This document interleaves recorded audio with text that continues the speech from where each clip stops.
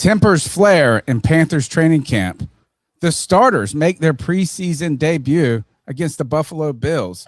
And Roman Harper joins the C3 Panthers podcast to help us learn about this Panthers defense and to talk about one of the greatest moments in Panther history, the 2015 season. It's the C3 Panthers podcast. Let's rock.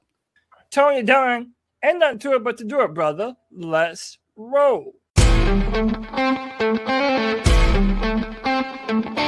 a world where Carolina Panthers fans have an insatiable thirst for Panthers news and opinions, only one podcast roars ferociously. It's the C3 Panthers Podcast.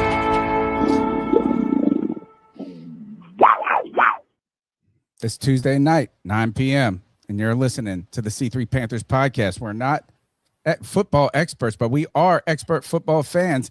And the Hall of Fame game was Hall of Fame worthy. One of the biggest watched Hall of Fame games ever, and the Panthers were a part of it. Haynes King was king for a moment. We've got that.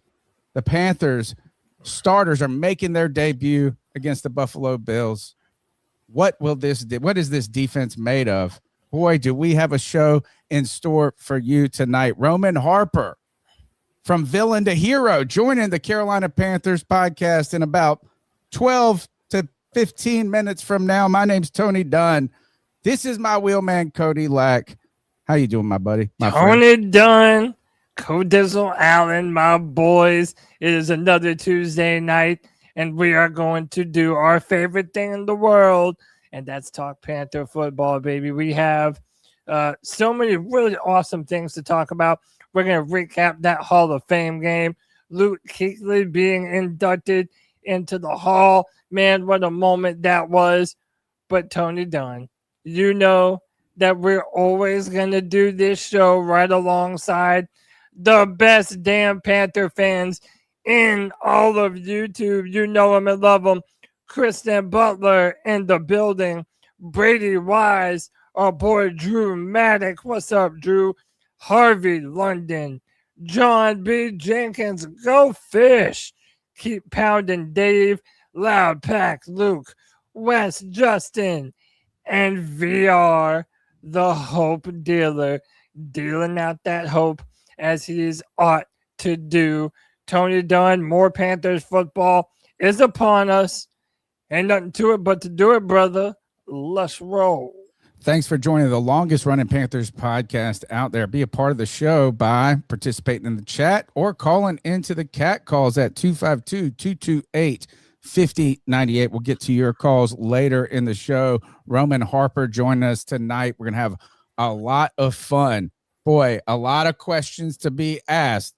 And I know CK is here for it. The man with the golden pipes. Boy, what a good night it is for us.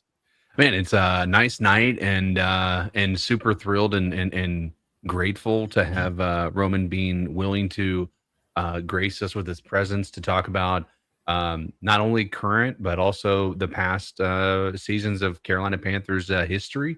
And a lot of these games are just the things we're going to talk about are going to be going, for those who have been here as Panthers fans through the highs and the lows. I mean, you're going to be able to talk about a lot of those things and hear a perspective from a guy who spent enough time in the league to know how this stuff works. And I think when he sees a good team, I think he's going to be able to say that he sees a good team. And so it'll be really interesting to see what his opinion and viewpoint of where the Carolina Panthers are right now are going to actually fall. That's going to be really important. So I'm really thrilled to have him on the show, but obviously we're going to be able to have another quick react to what happened in that Hall of Fame game, which I'll be honest, boys, I don't think I've ever been so excited watching a Panthers preseason game as I did when I was watching that. It was a great feeling, and I'm not going to be mad that the Panthers are back in the news cycle because of it. Cody, like you say, ain't nothing to it but to do it. Let's roll. The Carolina Panthers made their preseason debut in the Hall of Fame game this past Thursday, where it went down to the wire. Generally is a as a hardcore, what I would describe myself as a hardcore Panthers fan, is I feel like in the first preseason game or even any preseason game, you kind of like can watch 3/4 of it and feel like you did your duty. But I tell you what, you watch 3/4 of that game, they're fighting tooth and nail, back and forth. Both offenses are moving down the field, and it comes down to a nail biter, a big giant run to move the ball down the field by Haynes King. He's delivering some dots earlier on, and then zeros on the clock, putting the ball in the end zone. Everybody's going nuts. What has come about since then is we see it's the most tuned into Hall of Fame game since 2017. 7 million people watch this game. Talk about football fans being hungry for football, but also I think it tells you something about the quality of that preseason game that many people watched and kept watching. And 7 million people is more than any single baseball game, Major League Baseball game has seen numbers all season long. And even more as a Carolina Hurricanes fan, man, they won the Stanley Cup. It was one of the biggest watched, most viewed Stanley Cups, and it even eclipsed that. A preseason game, the Carolina Panthers were a part of it.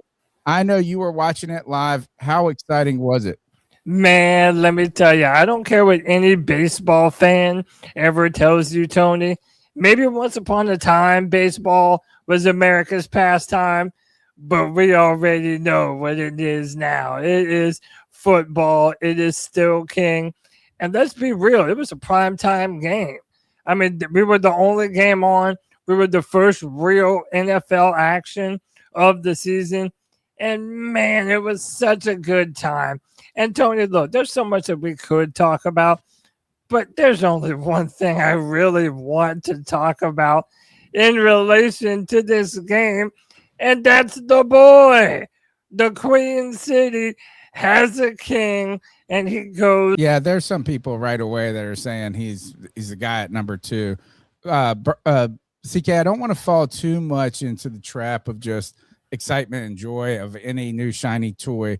Haynes King, sure. Right? Like, I don't want to, where we're not going from King Bryce to Haynes King is king, the usurper king. No, I'm not trying to fall for that. Look, I was asked on Pirate Radio, I go on Fridays on Pirate Radio 1250, and it's like, what really mattered about this game? Did it matter? And does winning matter in the preseason? And my ultimate conclusion was this, is that winning the game doesn't matter in the scheme of your season. It doesn't matter what the score is on the scoreboard, but what it does matter, it matters to players. It matters to certain players. And you know what? For a guy who was undrafted, who probably should have been drafted, if you look at some of the other players in the past that have been drafted, but also this season, this game did matter to players like Haynes King, to players like Jimmy Horn Jr., to players like John Mechie. So it doesn't matter in the overall scheme, but it mattered to them. And Haynes King, an undrafted rookie who comes in, and the one thing I will give him this is, like, not give him this, is I'm not going to over celebrate. I'm not going to overhype. I'm happy. I'm happy for that kid to have this moment. He's not a kid, he's a man. But what I was impressed with coming out the gate after Kenny Pickett who wasn't bad. Kenny Pickett wasn't bad. Just wasn't exciting. It's Kenny Pickett. It's the thing. Haynes King's initial reaction was to not run. He sat in there in moments where there was space to run, and he sat in there and played quarterback, and he played quarterback until the moment that he needed to run late in the game. He did not just rely on the legs.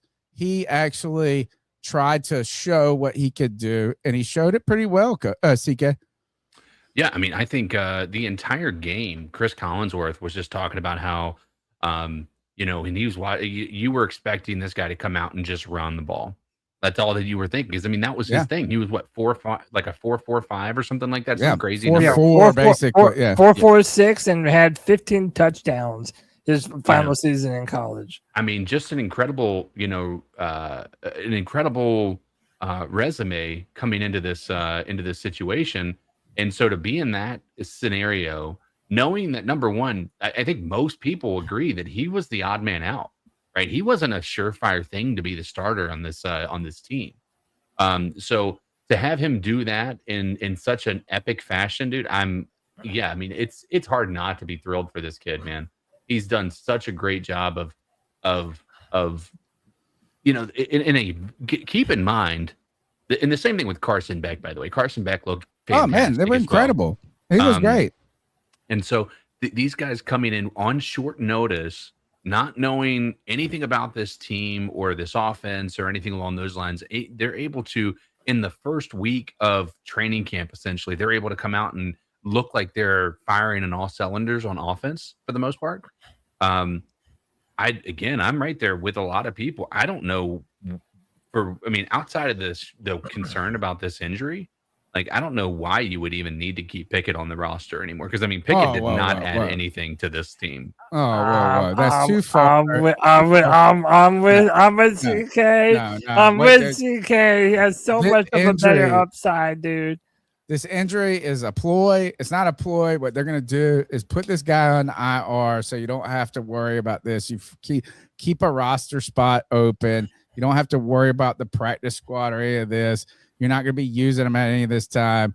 Look, if I'm going to tell you this, is what you're going to look at. Haynes King Haynes in this game was great. The game itself was great. The views were great. What was different for me? I mean, you can talk about John Mechie. You can talk who's the other receiver that was great. The Rashid Rice. No, Rashid. It's not Rice. No, it was Reese. What's Reese, his name? right? Reese. Oh gosh, why are we like we're fumbling and bumbling here? Reese, somebody help us in the chat. AJ Dillon looked good in this. You had some guys that looked good. You know where the star of this is this offense together. Our offensive coordinator calling his first game, right? Dave Canales looking this. I have not seen, when I have seen past Panther preseason games over the last decade, they've just been ugly on offense, as in not moving the ball. Brad Isaac, this offense was efficient. There was space out there for these wide receivers. And it wasn't like the offensive line was just given all time. It felt like there was, I won't say a game plan, but a cohesion to like the scheme. That both of these teams, we saw so much of on the internet about how the Arizona Cardinals were atrocious. Like their training camp, everything. You see the quarterbacks falling down. Yep. Both of these teams, now I hope this isn't a referendum on their defenses, but it really just felt like they knew what they were doing. The plays made sense at the time. The players were running relatively the right routes or whatever it was. And to give credit to these guys, to Jasim Reed and to Mechie, to anybody that was out there from AJ Dillon, even Jatavius Sanders, like when they got the ball, they weren't dropping it. I mean, how many times the receivers look good? The receivers look good. Mechie looked good. The receiver whose name that we're forgetting was also looking. We're not forgetting him. Hold on, we're learning him. Panthers, go ahead, keep going. But and listen, I want to give also credit, and I think it bolsters what kind of performance Haynes King actually had. It's not like there was a bunch of busted coverages that Haynes King was taking advantage of. Like for the most part, the Cardinals played good defense, but the ball placement was exceptional from Haynes King. And listen, if you want to say it was good, if you want to say executed. If you want to say that he's not over jumping, can you pick it right now? That's fine. What is obvious is that we have a talent on our hand that we do not want to go anywhere. we can say, I know I can for certain, we are holding 3 quarterbacks. We are not going to let Haynes King go for another team to swoop him up. No, not at all. Haynes King is going to be on this team, and I don't think this story is over. So we know he's not going to play against the Buffalo Bills, but if he can get some other preseason games under his belt this year and look good and continue to build up in that direction, I really have a feeling that this is not going to be the final time that we're going to be talking about Haynes King. I think he's an exceptional talent, and I know I, like a lot of other Panther fans, are really excited to see what he's going to end up being and what he does for this team. Well, we talked about, or we tried to figure out, what does a first preseason game mean, or what does the preseason matter at all? You talk about adding an extra game with the Hall of Fame game, and where I came out last week is really the lessons, the value, what you can take away is this coaching staff learning how to operate, and the team also operate in game settings, right? And that is Dave Canales now has shifted out of the play caller role. Brad Isaac he can know everything about football, but are you calling the game in real time? How are you doing the substitutions? We're not learning about individual players and what their value is at all the time. Is that the value out of this preseason game was in the experience of being a team in the moment. And I really was excited about how well Brad Isaac and the team overall just wasn't making a ton of mistakes, and they just didn't look out of sorts. So that was fun to see, and we get more to see as the starters will make their debut against the Buffalo Bills. Cody Lashney, though, thank you for being not only my brother, one of my best friends in the entire world, but tonight you got us a big get here. Let's bring in our guest, 2-time Pro Bowl, Super Bowl champion, an instrumental part of the Carolina Panthers 2015 run, but also a fan controversial player initially, Roman Harper, Alabama legend, Saints legend, and Carolina Panther great in 2014 and 2015. Roman Harper, thank you for joining the C3 Panthers podcast. I really appreciate you guys. I got to meet Cody, man, and Cody knows ball. And I was like, dude, yeah, I'd love to come on. So it was, he says you guys do a good job, how long you guys been around. And I said, hey, man, it's nothing but time for me. So that's good. Well, thank you. We consider ourselves expert football fans, not football experts. And we watch this team like, that social media does now to every moment, every play, everything. We are there. We're here every week talking about it. And I got to be candid with you, Roman, look, I mean, I've been a Panthers fan since when I got involved in being a football fan. Julius Peppers, Bailey, North Carolina, 30 minutes from where I live at. One of my friends played against him in high school. I was like, this guy is awesome. I watched him in college. I said, wherever he goes, I wasn't a football fan at the time. I said, wherever he goes, I was looking for football. I was starting to get into it. And Julius Peppers, drafted by the Carolina Panthers, was a marriage for me. Boy, Pep is my guy. So, I have been, I'm like, oh, Mike Vick played in Virginia Tech. I'm an ECU grad. He ruined us. And then he goes to the Falcons. I hate the Falcons. I'm telling you, I hate the Falcons the most. But you come to the Carolina Panthers in 2014, and I had some trepidation. I was a little hesitant because we go back to 2011, that play where Smitty posterizes the entire, felt like Saints defense at that moment. That's Jabari Greer. It's okay. Yeah. And then this late hit, which I thought, I was like, in the end zone, and then the kerfuffle that followed. But I got to say, this is week 17. You fast forward to 2014, a pick six by Roman Harper, a pick six to get us ultimately our second NFC consecutive championship. I said, I got over my feels real quick on that moment. So I got to ask you, what was it like to sign with Carolina interdivisionally? And as was I, just tell us about that moment. Honestly, playing for New Orleans for as long as I did, getting there in 2006, right after Hurricane Katrina, I was a Mike Vick fan too. So everybody likes to ask me about what it was like the first time back in the Dome. That Monday night when Steve Gleason blocked the punt, and I was there. I was on the sidelines, and honestly, I didn't understand the emotional piece that I was kind of living through at that moment. I was just excited because I saw Michael Vick on the other sideline, because that's what I played with in Madden, and that's what I grew up like, watching. I remember him from Virginia Tech as well, killing a lot of people, not just your school. So, Carolina really, everybody hated Atlanta in New Orleans. Carolina wasn't like this team that everybody felt like they had to hate on and this, that, and the other. It was a big rivalry. It was not like that. It was a divisional game, kind of like Tampa Bay at times. And so, and then, that 2011 play, honestly, shout out Steve Smitty, my guy. We're friends now, but he made a great catch. And I was guarding Greg Olsen on the other field, and Greg was doing his normal like runoff thing, acting like he's like, oh, he may get the ball, and like he looks like an uncle running all the time. Yeah, he's like hiding in it, trying to like. I'm like, okay, and I'm running with him because we were in a zero blitz. So, and then next, I know Greg. I see it's like Greg is trying to just run me off. So I turn back and I see Smitty make this great catch. So I start running, and in my mind, I'm like, I'm going to catch this guy because he doesn't see me. And I was all the way across the field, so I ran a long way, probably 50 yards plus.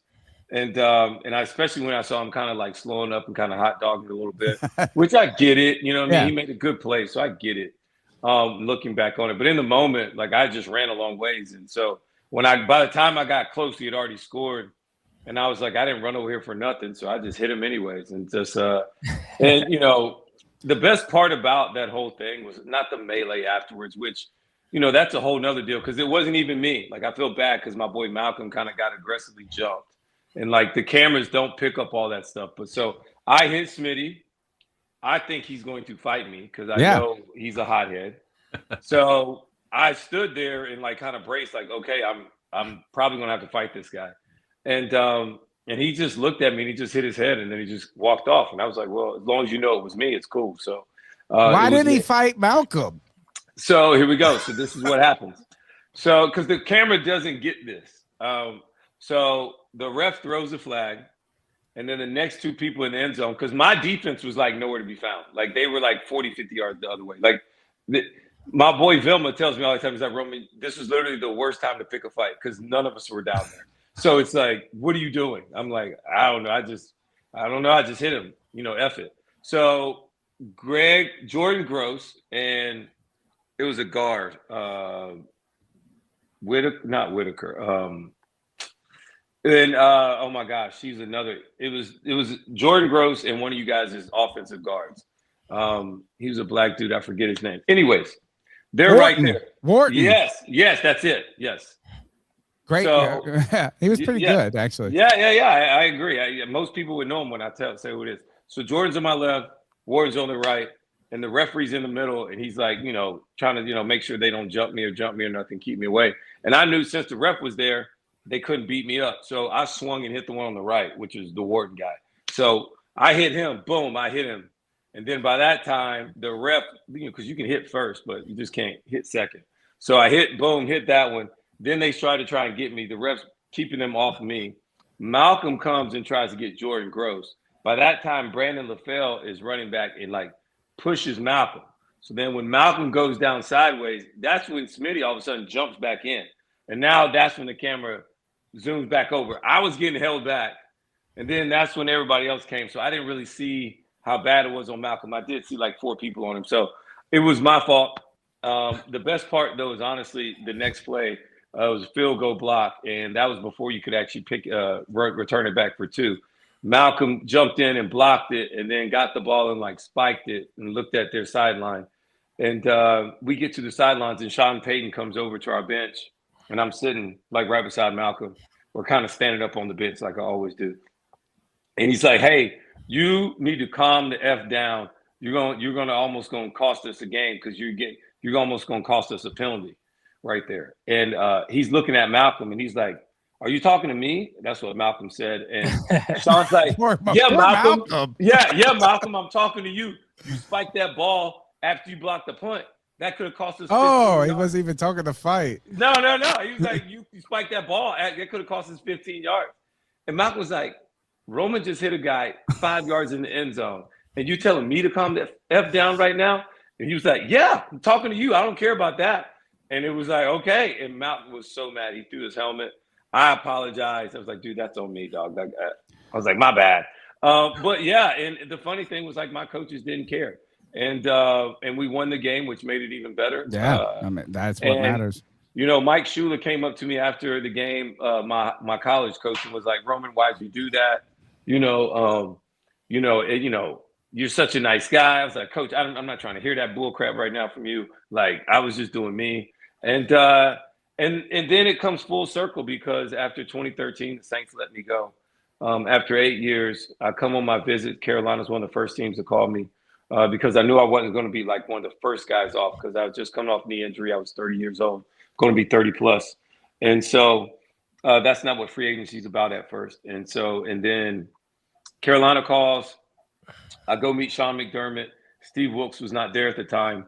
And McDermott likes running through all these plays where Mike Mitchell had made the year before and saying all the things that he could see me doing, which I didn't even play that position. I played strong. I'm a strong player. Right. Whatever. He wanted to show me whatever. And then all of a sudden, at the end of it, he showed that play where I hit Steve Smith. And he was like, I want some of this here. Like, we don't have an edge to us like this. Like somebody that just like, you're going to have to pay the toll if you cross our goal line. Like, it doesn't matter. Yeah. Like, I want that type of like ferocity and just like that grittiness. Yeah, I want that here. I was like, oh, I can do that. So, and I knew these guys had played really good defense. I was at the game where Luke had like 20-some tackles. TD had like 18 the year before. So for me, it was a nice opportunity to be in the same division where I knew a lot of the same teams.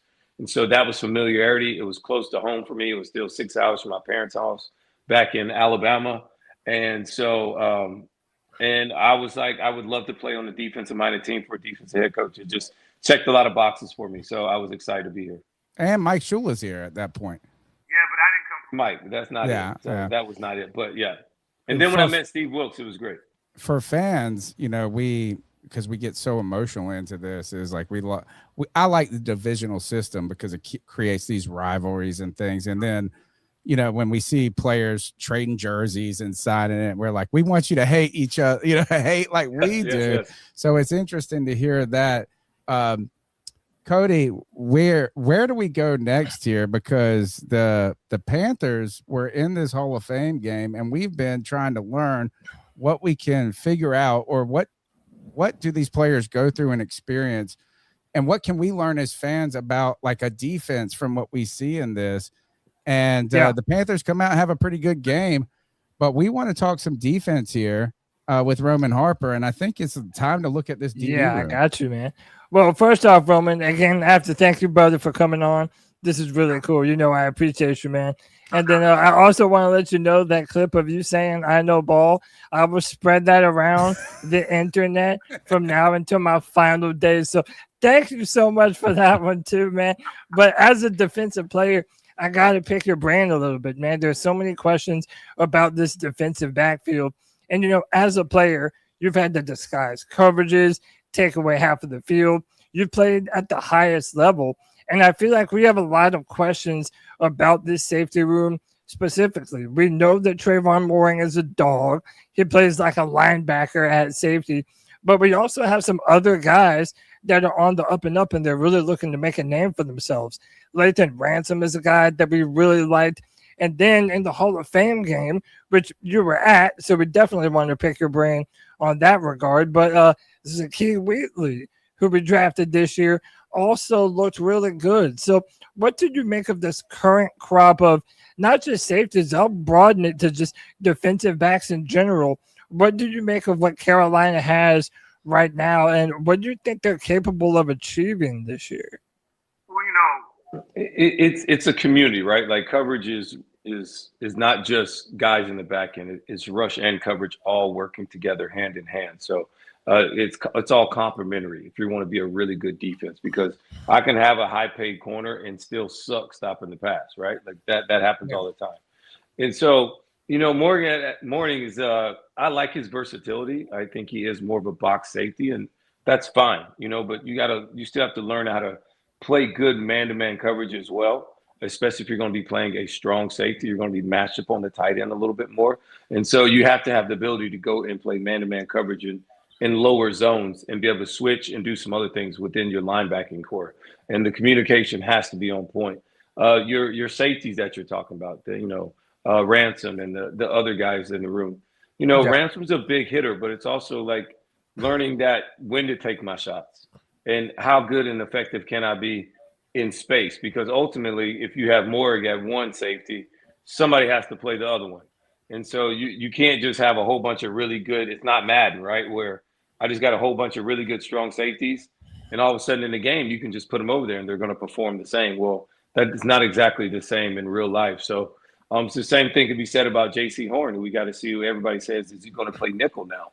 If he does go play nickel, well, who's going to be your third corner that's going to be able to line up and cover guys one-on-one on the outside where, I know a lot of teams are now moving their wide receivers to the inside. You see Jay Jetta, Jamar Chase, guys are moving around. But, Puka Nacua is another guy. They move all over the place. But at the same time, if that's what you do, then teams always find the one-on-one matchups and they try and see who and where the matchups can be created. I can still line up in bunch and then motion my best receiver outside of my one receiver and still get the matchup I want. So, how these things continue to play out, it all looks good on paper, especially the starting 22 for Carolina the last couple of years has looked good, but it's all about staying healthy and getting lucky. Yeah. And the other thing is, the Panthers winning the division, well, they kind of limped into winning it last year because they lost their last two games and still got in.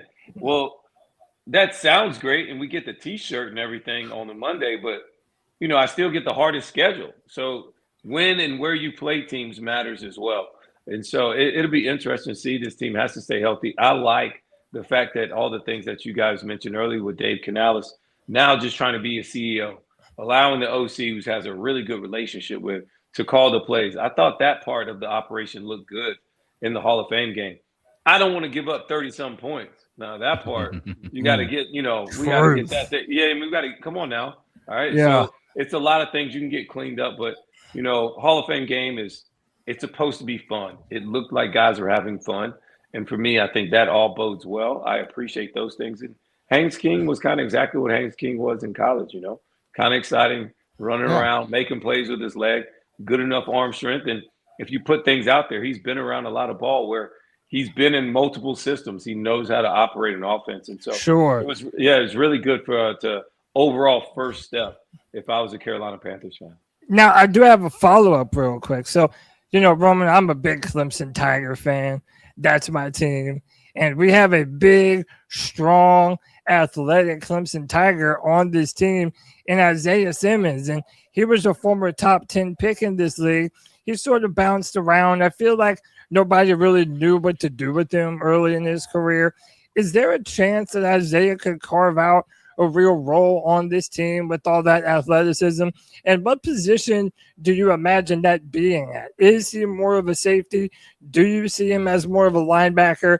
And where do you think the coaching staff sees him, if at all? Looking at his body type, all right, he looks like a linebacker. I don't know if he plays like a linebacker. So then, all right, is he a safety? Because he's in the DB room, right? I see him warm up with the safeties. So that's where he is. It'll be interesting. Can he be the second strong safety for this team or some kind of rotational safety where he's the third safety? I don't know if he's earned that right. You would think as a veteran that's been around a lot of balls from Arizona to a couple other places that hopefully he finds his way here. I could see a dime linebacker type immediately where third down, he's the will linebacker where now he's able to cover against the tight end, allow strong – your safeties just coverage-wise, you feel good about those matchups underneath. Also with some ability to be able to pressure the quarterback and blitz, create some havoc in those ways. But that's got to come off system. I'm not in the room with them to be able to see those things. But I see the body type. I've seen him at practice. I would imagine that would be a natural, easy fit for him. But he's the one that has to go out there and make the plays, because obviously what he's done before has not been good enough. You don't go in the top 10 and bounce around. So like, he has to figure it out himself. And what does he want to be? Because ultimately he's got to go out there and make those plays and kind of separate himself, because he's here because he's a former top 10 pick. That's why he's still in the league. It's not because of all the great plays he's made. It's because of that. So he has to figure out who this veteran Isaiah Simmons is going to be, and then separate from there. He is fighting hard on special teams and trying to give you value, even if it's not starting value, and then let me show you what I can do. You talked about complimentary football. Can I not to cut you off, Tony, but no, please. What that means is that if I can be value on special teams, that means I'm going to make the team on special teams. That means I am going to be a 4-core guy, which means I play on all 4 special teams. I have a jersey on Sundays. If I have a jersey on Sundays, I don't have a jersey just to play special teams. At some point, I will have a package on defense, because you only get 53 guys up. Right. So whoever's up, I want to use them, and so that's another thing. So, it starts there, right? But then if I'm getting the consistent jersey, usually some package is going to happen for me, especially if I'm making plays on special teams and being a difference maker. Yeah. Like, dude, I got to get this guy more action. So it's ways to earn it, and kind of to go into what you're saying.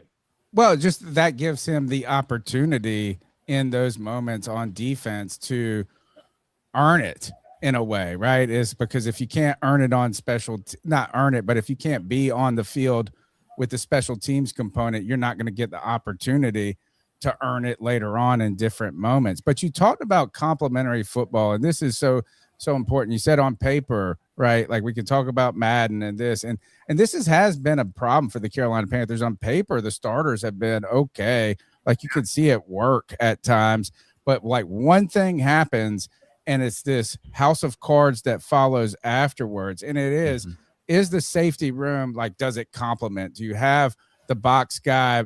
We haven't had a rangy guy in forever, it feels like, and we're trying to find that. But you go back to like you've played on a Super Bowl team. You played on one of the favorite moments of my life in 2015 with the Carolina Panthers. And there were ways that this team complemented. You had Luke Kuechly and Thomas Davis, but you had K'Wan Short, and you had Starr up front. You had Charles Johnson and Jared out. Like, you had these, and then the back end's making plays and these opportunities. But you also had guys like Dwan Edwards who come in and give you a really good third down pressure, right? You also had he come in for Starr. Then you also had Mario Addison who could come get it too off the edge. Man, and he played in the league for like 10 years. Yeah. So you had guys that were in that second wave that could still give you juice. That was Shaq Thompson's rookie year. He was a rookie, but was giving us valuable minutes. And then we had guys come off the street, Cortland Finnegan, McLean, Robert McLean. Jay Nostad, Charles Tillman was huge. Coming in and really being a lockdown corner that really made Josh Norman have to step his game up, not just for games, but every day in practice. And Kurt Coleman comes in and has one of his, arguably the best moment of, best kind of moments of his career. Trey Boston played fantastic on this team, really complimentary. How do you see this? If we look at one of the things, you look at Luke Kuechly, you look at Thomas Davis, you look at Shaq. We've had this going back to John Beeson and Thomas Davis, like Dan Morgan and Will Witherspoon. When we look at the complementary nature of this current Panthers team, we're trying to make some noise by bringing in Jalen Phillips at defense, to get some pressure. You've got Derek Brown, who putting him at 89 in the top 100 is a travesty. He's like he's the most important cog, I believe, on this defense. We can celebrate J.C. Horn. How do you see the complementary nature of this defense? Specifically, I want to ask you about what Devin Lloyd could add to this team, but also fans are upset about Trevinn Wallace right now. And like this competition. Say that again. Well, a lot of fans are showing all 22 film, and really kind of seeing him whiffing on a lot of plays, but also the fact that Dave Canales has now come out in his press conference and said, next to Devin Lloyd, there's basically a battle for who's going to be that starter next to Devin between Trevinn Wallace and Claude Cherilus. Whereas it sort of seemed like Trevin was a little more entrenched at that position last year. And, this has been a position that we have failed to really replace the production of a now Hall of Fame Luke Kuechly and a consummate captain in the form of Thomas Davis. And you go out and get Devin Lloyd, but it seems as though the depth and the players around him are not necessarily, what Panther fans are thinking is the best right now. What do you make of that and those additions, specifically of Devin Lloyd? So, getting Devin Lloyd, I thought was a huge get. It gives you a top 5, top 8 guy in the league at every position, at all 3 lines, right? Like Jalen Phillips is supposed to be a top guy because you paid him like he was. So you hope you get that out of him, but he hasn't always been healthy. That's that's part of it. Yeah, you're paying him for what he can be, not what he has been. Exactly. But it also hurt, the draft pick from last year towards ACL early. So, that stinks on the opposite side.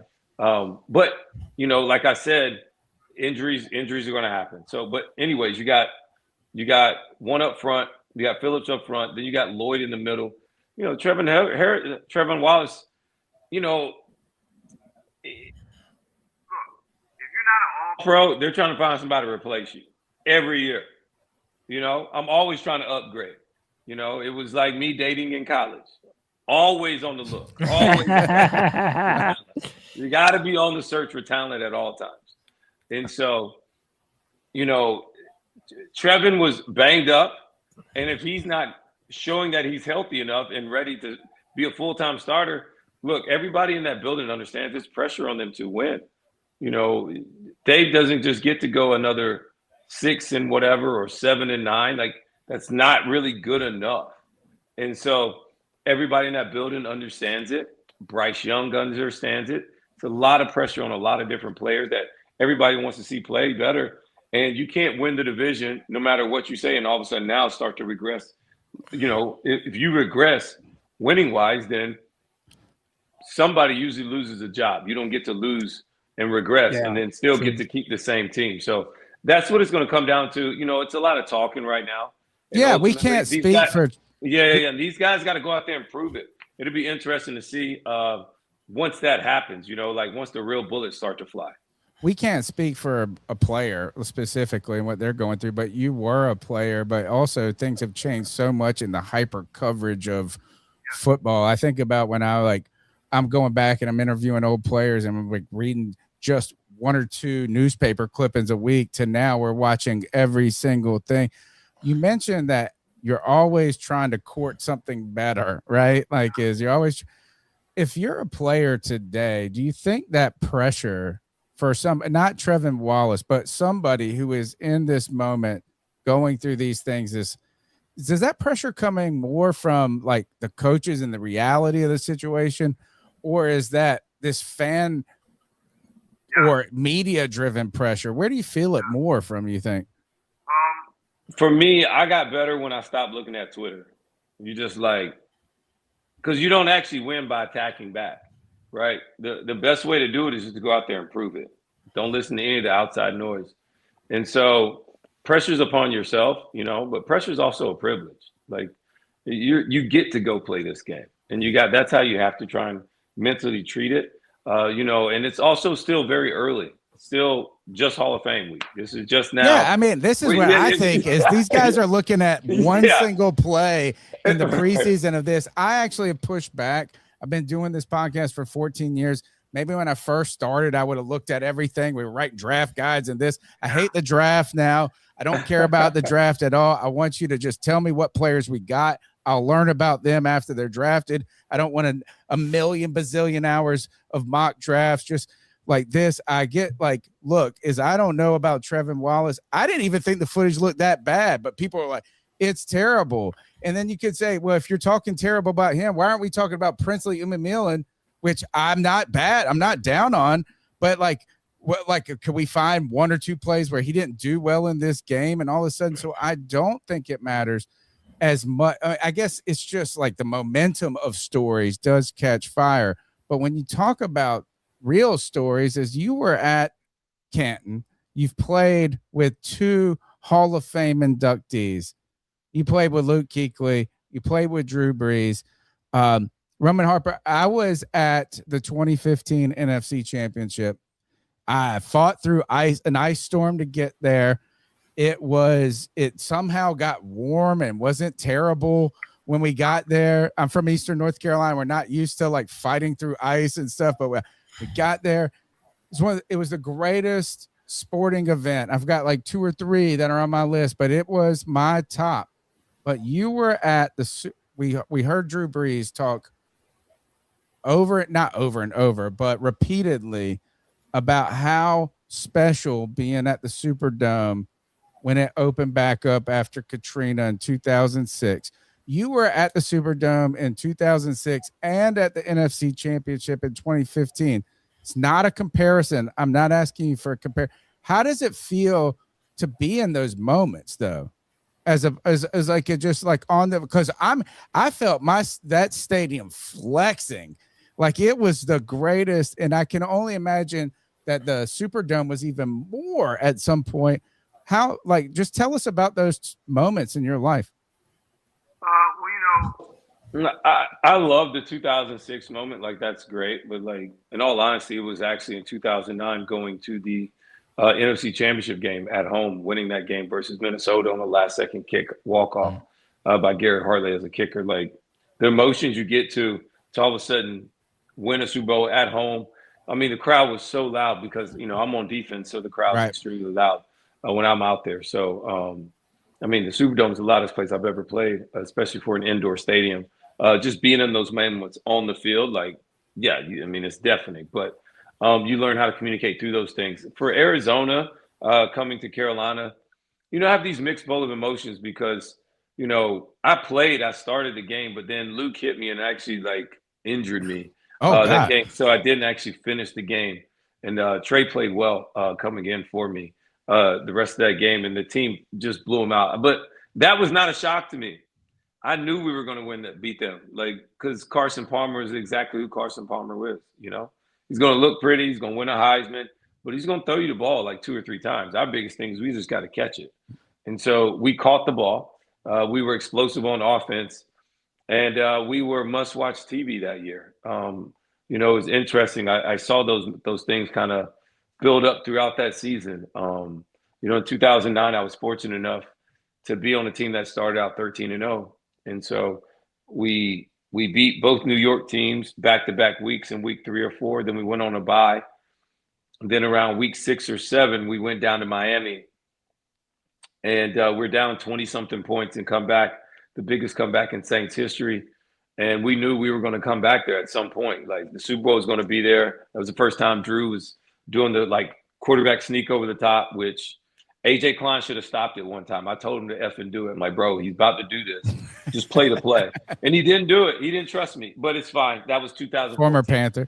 I mean, he didn't trust me. He did not trust me. So, anyways, and so going on that run, winning 13 games straight, like, the highs are just, like, incredible.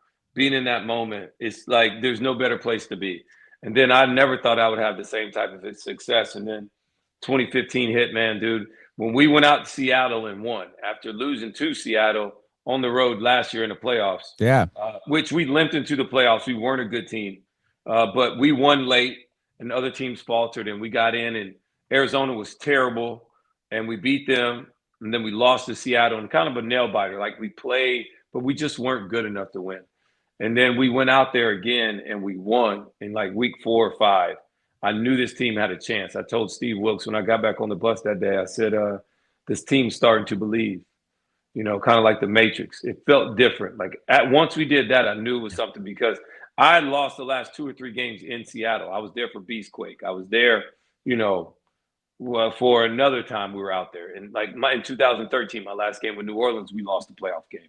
Then we lost another one in Carolina. So I knew how hard it was to win out there. So once we did that, I was like, okay, Is that the moment it flipped flipped for the team? Because as a fan, so you're talking about going 13-0 when you're in New Orleans.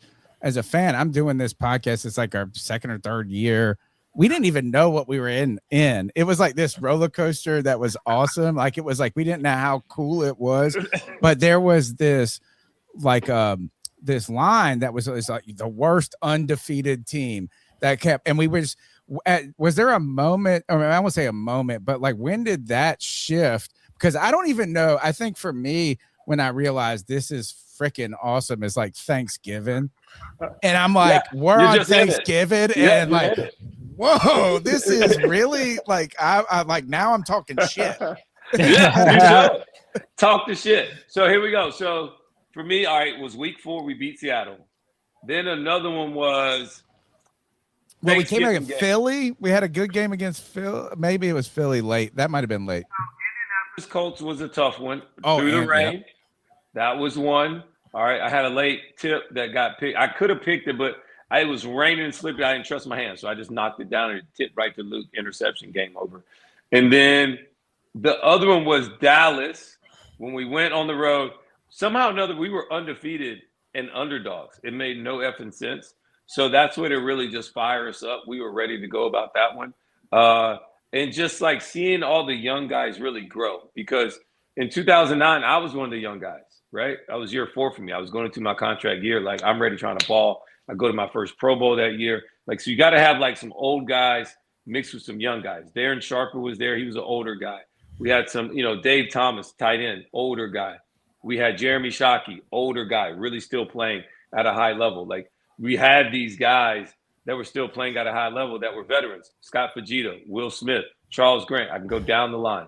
And so that's what and then in Carolina, we had Thomas Davis, Luke Kuechly. We had some guys that were older, but coming up was Josh Norman. Bené Ben Wickery was playing really well for us that year as well. First, I'm a huge I call it Sticky Wiki. And I still, we're going to ask. I think Ron Rivera threw him under the bus. I think I still believe that was messed up. I was not here for that. And then I would tell you this, just the last game was, and the last story I just have on that is, we're in the locker room. I think we're like 7, 8, 9-0, maybe 6-0. And everybody in the locker room was like, dude, like, what's the longest like anybody had started in there? Like, the longest win streak. And I think Kurt Coleman had like 6. Peanut Tillman had like 8. With Chicago, I was just quiet sitting in the corner because I knew I had the ace of spades. So I wasn't like tripping. And I was like, I got 13. And they were like, oh. And then Cam was like, well, I want to beat that record. So we're going to beat it. I was like, okay, well, if you do it, that means I'm going to be here. So I would love to do that. And so for us to go 14-0, the coaches started getting butt tight, though. It was like, because everybody started feeling the pressure. It was, we were a team that was just winning, just having fun. Playing loose. Just taking pictures on the sidelines. Dabbing. Like, I knew Charlotte was different. And I don't always say this about Charlotte. Charlotte had a vibe that year. Okay, when I saw an old white lady dabbing on the jumbotron. Oh yeah, yeah. I was like, dude, this is just not even. This is crazy. Like, they don't even know what dabbing originally started from, which was like you hit a wax dab and you cough. I'm like, that's how it started. But hey, it's fine. Everybody do it. Have fun with it. Nobody cares. So it was really, really fun just to be a part of that and consider to be the Panthers' best team of all time because they haven't won a Super Bowl, but. To get us there and to win the way we did, it was fun. It was so exciting, and ultimately we just came up short. Yeah, Roman. I want to ask you one more question, and I'm gonna let CK get in here.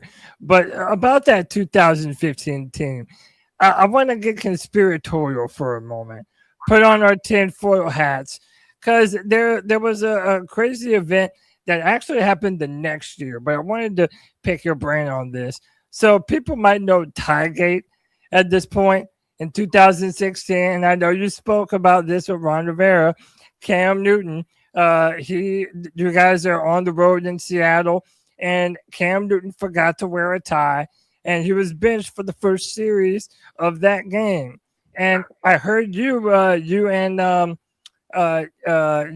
Charles Tillman interviewing Ron Rivera, and he basically said that was his rule. That was something that he implemented and that he wanted to treat Cam the same as everyone else. But then there's also another clip floating around of Thomas Davis. And Thomas Davis says that was a Dave Gettleman call. That Gettleman was really the one that wanted that rule to be implemented in the first place. And he was the one that kind of made Ron Rivera go up and say that to Cam. I'm just wondering if there's any light that you can shine onto that and give a little bit more insight from your perspective, how you saw that happening. Well, Cody, I think on the people that you bring up first and foremost, I always wore a tie. I do know that was a rule with Rivera that he tried to hold everybody. I mean, like, coach says wear a tie, bro. You wear a tie. Just like I don't know what else to say or to defend. Yeah. I have not heard that Thomas Davis clip, and I would also say Thomas Davis is closer to the organization as like the mayor of Charlotte than I am. I just played there. I would also say I'm a big Ron Rivera fan. He's honest. He's pretty much always up front, and he's a former player, so he gets a lot of these things. Dave Gettleman, somebody that I have respect for as well. He brought me in as a free agent. Funny enough, he tried to trade for me too when he was with New York. And so, wow. And I didn't know that. I mean, I knew that, like I'd heard the rumors because he was trying to trade Shockey for me.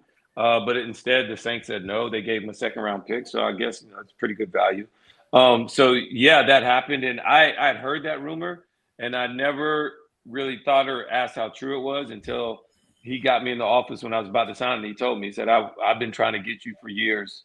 And it came a little bit later than I wanted, but I got you. And I was like, oh, so – that trade was real. He was like, yeah, I was the one that was trying to make it happen. Yes, that was real. I said, oh, okay. I mean, I found out 7 years later, but or 6 years later. But yeah, so I hate, I don't know. I would say that if Rivera asked everybody to wear a tie, you got to wear a tie. And so Cam can't be above that because the moment if you draw a line like this is what it is, and then somebody steps across that line, the only way to get over it is to just find them and move on. Or dress like a grandma.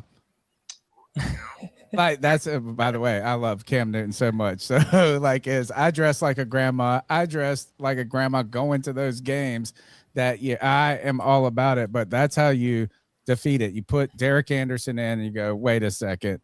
We don't need to do this. Let's put Cam in and he can dress like a grandma if it needs to be. But Roman brought up the importance of veterans. CK, we wanted to hit on 3 or 4 nostalgic moments, and CK, you were looking back at that 2015 season, and he really touched on it. So go ahead, your mic is yours. Yeah, nice to meet you, Roman. So I had a thought, and so for the past, I would say about 5 years, there's been a drive on the Panthers. As you probably can see, I think anybody on the outside can look and see, to just get younger. And that's younger, more athletic, more explosive, whatever that may be. But I can't help but look at that 2015 team, or even, any successful season we've had as Panthers organization. And I feel like at every point that we've had success, it has been spearheaded by a large presence of veteran players. And I look at 2015 and, Charles Tillman comes in, and I think while he may not be playing at the level that he was when he was considered one of the best, if not the best cornerback in the league. He was great that year, though. Right. But he came in and he provided a spark to this team, I feel like, in the secondary. And I think and I'll ask your opinion on this here in a moment, but I just think that his presence, your presence, you have Jared Allen that comes in halfway through the season. You have the Charles Johnsons, Mario Addison, I believe you were talking about. And just a lot of veterans on that defense. And when you think about what we're seeing from the Panthers now I do see they're bringing some veteran presence in, but there's still a heavy focus on just young players. I don't think there's anything wrong with young players. Don't get me wrong. But where is the balance that you would find for this team? And where do you think veteran presence could help this team move forward and be more in line with what I felt made us successful as an organization in 2015 and in previous successful years? A good question. For me, and I don't know the vision that Dan and Dave are trying to build out, right? Like, it's not just about this year's team. Like, they're always looking 2 years, 3 years down the road, right? And trying to forecast out what they're going to be. So I'm not in tune to what their big vision is of where they see this whole board, right? I can speak to what it's like as a veteran player that all of a sudden ships to a new place. And so no matter what I accomplished before, it kind of goes to a point where I'm like, yeah, that's the old me. I want to make sure these guys know who I am. And it kind of like resets you and say, no, I still got something to prove. And I still want to do this, this, and this. So it kind of resharpens the knife for you. And I think it did that with Peanut. It did it with me in 14. And because, when you are established in your own locker room, when free agents come in, they got to kind of get to know you. They got to come get to know you in your space. My locker's still in the same place. But all of a sudden you pick up and you go to a new place, you kind of got to get to know who's in that locker room, because now you're the new guy and what's more comfortable to hear and what's acceptable here. And so it makes you get uncomfortable, and naturally you change and you get a little bit better most times. So if it was a veteran place, I always like veteran safeties because they're really smart. Not only that, but they teach others how to play the game. And the game's a lot slower. Like when I was year 9, 10, 11, like the game was slow versus the first 4 years, the game was so fast, just trying to catch your breath. And so safety's always a good position to start as far as veteran guys. But you also got to have the right guys like in the room. It's not just about, this guy's got a whole bunch of years on his belt. It's like the personalities that go along with those guys. If I got a guy that's 12 years, but he don't talk, that ain't doing me no good. I need you to be able to speak knowledge into the room, be able to get the coaches back on certain things, and also be able to push back against coaches as well. Like, those are healthy teams.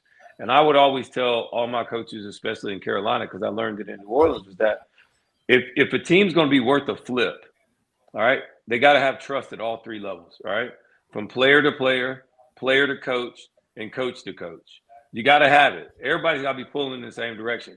If this was not trusting what he's getting delivered information on, these coaches, you feel this one don't like this one, or, this one has a different idea when the DC comes in the room. Like, all that stuff is all detrimental to the team ultimately and trying to win games. It's already hard enough. So that is where I say all the veterans, all like how you construct the team, like all that's all good. But Seattle's a super young team. So it's ways to do it. It's more than one way to skin a cat. I also learned that going from Drew Brees to Cam Newton. Yeah. I know Cody's going to want to get the last moment, and you've been so generous with your time with us tonight, man. We could hang out with you. This is a big deal for us just because we're fans and we love to just be a part of this. Mike, go ahead. When I first met Cody, bro, me and him talked for like 40 minutes, just like talking ball. Anyways, go ahead. Sorry. CK, you had one last, because I'm going to ask the silly question for the end of an interview, but then I'm going to give it to Cody. Yeah, absolutely. So I think I'm looking at this preseason. While it may not mimic a lot of 2015, there's a lot of I would say parallels to that 2015 preseason. And one of those is the loss of Chris Brazzell. That is reminiscent of the loss of Kelvin Benjamin. Granted, slightly different circumstances. Brazzell hasn't played a single snap, and Kelvin Benjamin came off of a 1,000-year season in his rookie year, or 1,000-yard season. And so Kelvin looked like he was about, at least from my recollection in that season, it was talking like this dude was gonna be it, right? He was looking like he was a star in training camp that year. And then that injury happened. And I think a lot of Panther fans, a lot of people in the media, their first thought was, let's write Carolina off. They lost their best receiving threat. They don't really have anything that on an offensive standpoint that's going to make you feel like they're going to be able to push any long distances, right? So when you have an injury like that, as a player, and I know it's hard in that moment, you're not going to say, publicly, yeah, that's a loss. I don't know how we're going to recuperate, but is there a part of you that, like, as a player, like, you obviously you have to do your job. There's only so much you can do because you're on the defense, but is there that almost that dread of what's the season going to look like now? I've got a one more, I'm at the, that part of my year, my career where I'm looking to, do something special. And then that happens. Does that offer how do you handle something like that as a player? Well, when Kelvin Benjamin got hurt, it sucked. My wife and I were actually trying to have a kid. And she literally, when Kelvin got hurt, she called me and she was like, hey, all that kid stuff, like, we're going to have to just push that back because you guys are going to suck. And I'm going to have to drink at all these games because your best wide receiver just got hurt. And I'm going to have to get drunk because you guys are going to be terrible. So we'll just put the kid making on pause. And so you guys weren't the only one. I didn't think it was going to be that good either. But like I said, though, we had older veteran guys around, though. Jericho Kuechly stepped up. Philly Brown all of a sudden became a really good deep threat for us. Ted Ginn came alive. Ted Ginn hadn't had a really solid career as a wide receiver. Oh, his best until year. Carolina. You know what I mean? Until Carolina. Before that, he was just known as a return guy. And Stone hands. That's what we used to call him before that year. Stone hands, Ted Ginn. And Teddy will still drop some over his right shoulder now. That way, he'll still drop it, but it don't matter. He'll keep running, and we'll get him on the next one. So, when somebody goes down, it's somebody else's opportunity.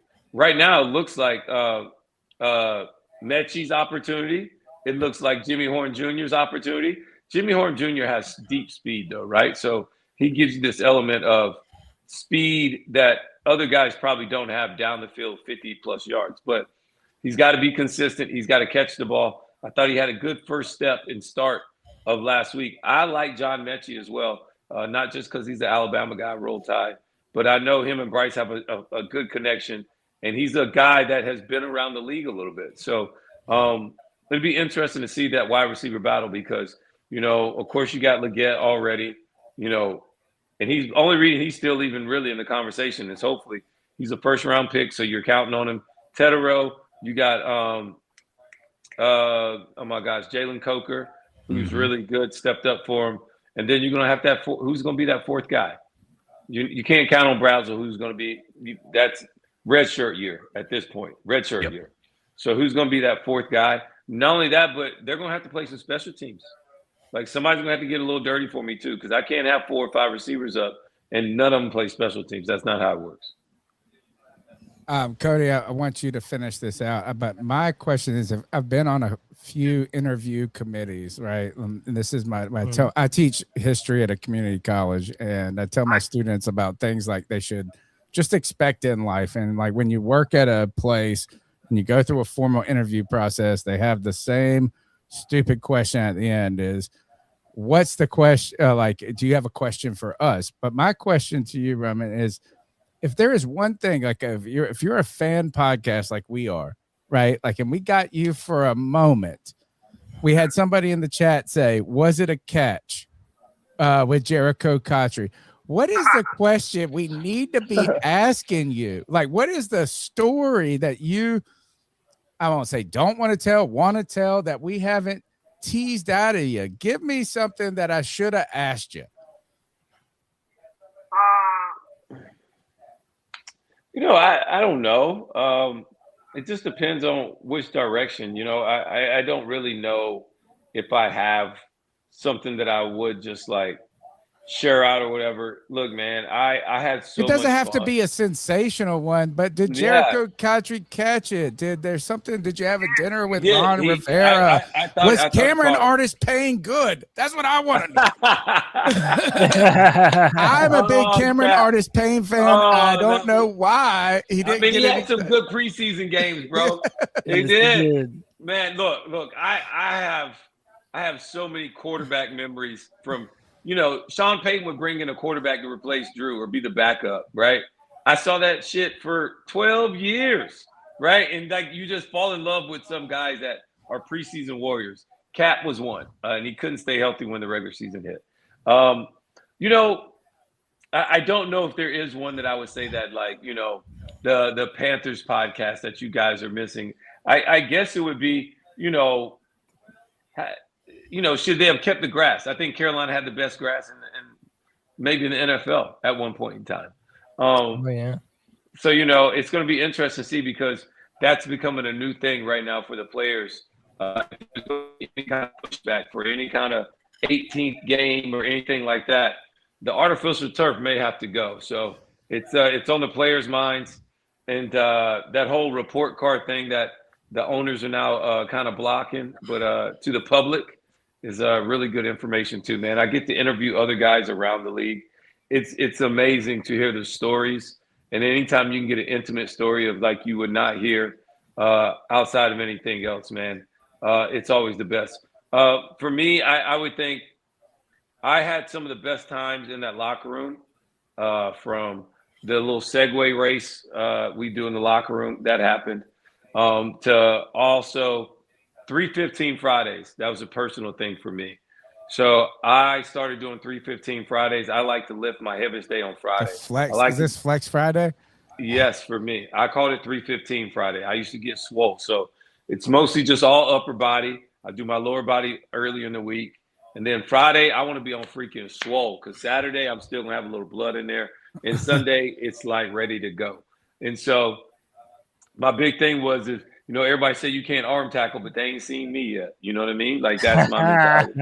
So I would, for each week of the season, I would try and bench press 315 pounds that many times. So I would never be able to get all of them, but I got 8 or 9 in Carolina at 315. Yeah. Yeah. So that's like big boy repping too. Yeah, it is. And so like that was big for me. And then after that, I would do 100 reps of 135. You got 2 sets or sometimes 3 sets to get 100 pushes. Then we do 100 pulls with some bands, and then I would do six buys and 6 tries exercises, and we run the racks or do whatever. And bro, how are you not hurt on Sunday? Because I'm 44. I'm 44 years old, but I've been trying to exercise over the last 5 years, and I'm in better shape of my life. I did 10 sets of 10. Like we had a weight day, me and my boy. We did 10 sets of 10 at 145, right? Like, 10 sets of 10, you wait, you get the ATP or whatever that crap is, like give it a couple of minutes to come back and then you're back at it. And, I feel kind of wrecked for 2 days. It's like, how do you walk out there? And I'm sorry, I didn't mean to ask this like a triple question, but you were like, you just did a superset of 315. Then you did 100 reps. What you said, 3 of 30, 3 of 35, and then how are you not? You had a mess on Sunday. 100 reps, however you get them. Oh, just however you get them. Okay. So 10 sets of 10. I could fit in, Cody. Same. You're wrong. Same. I take that back. Sorry, it was 50. Sorry, it's 50. Still impressive, man.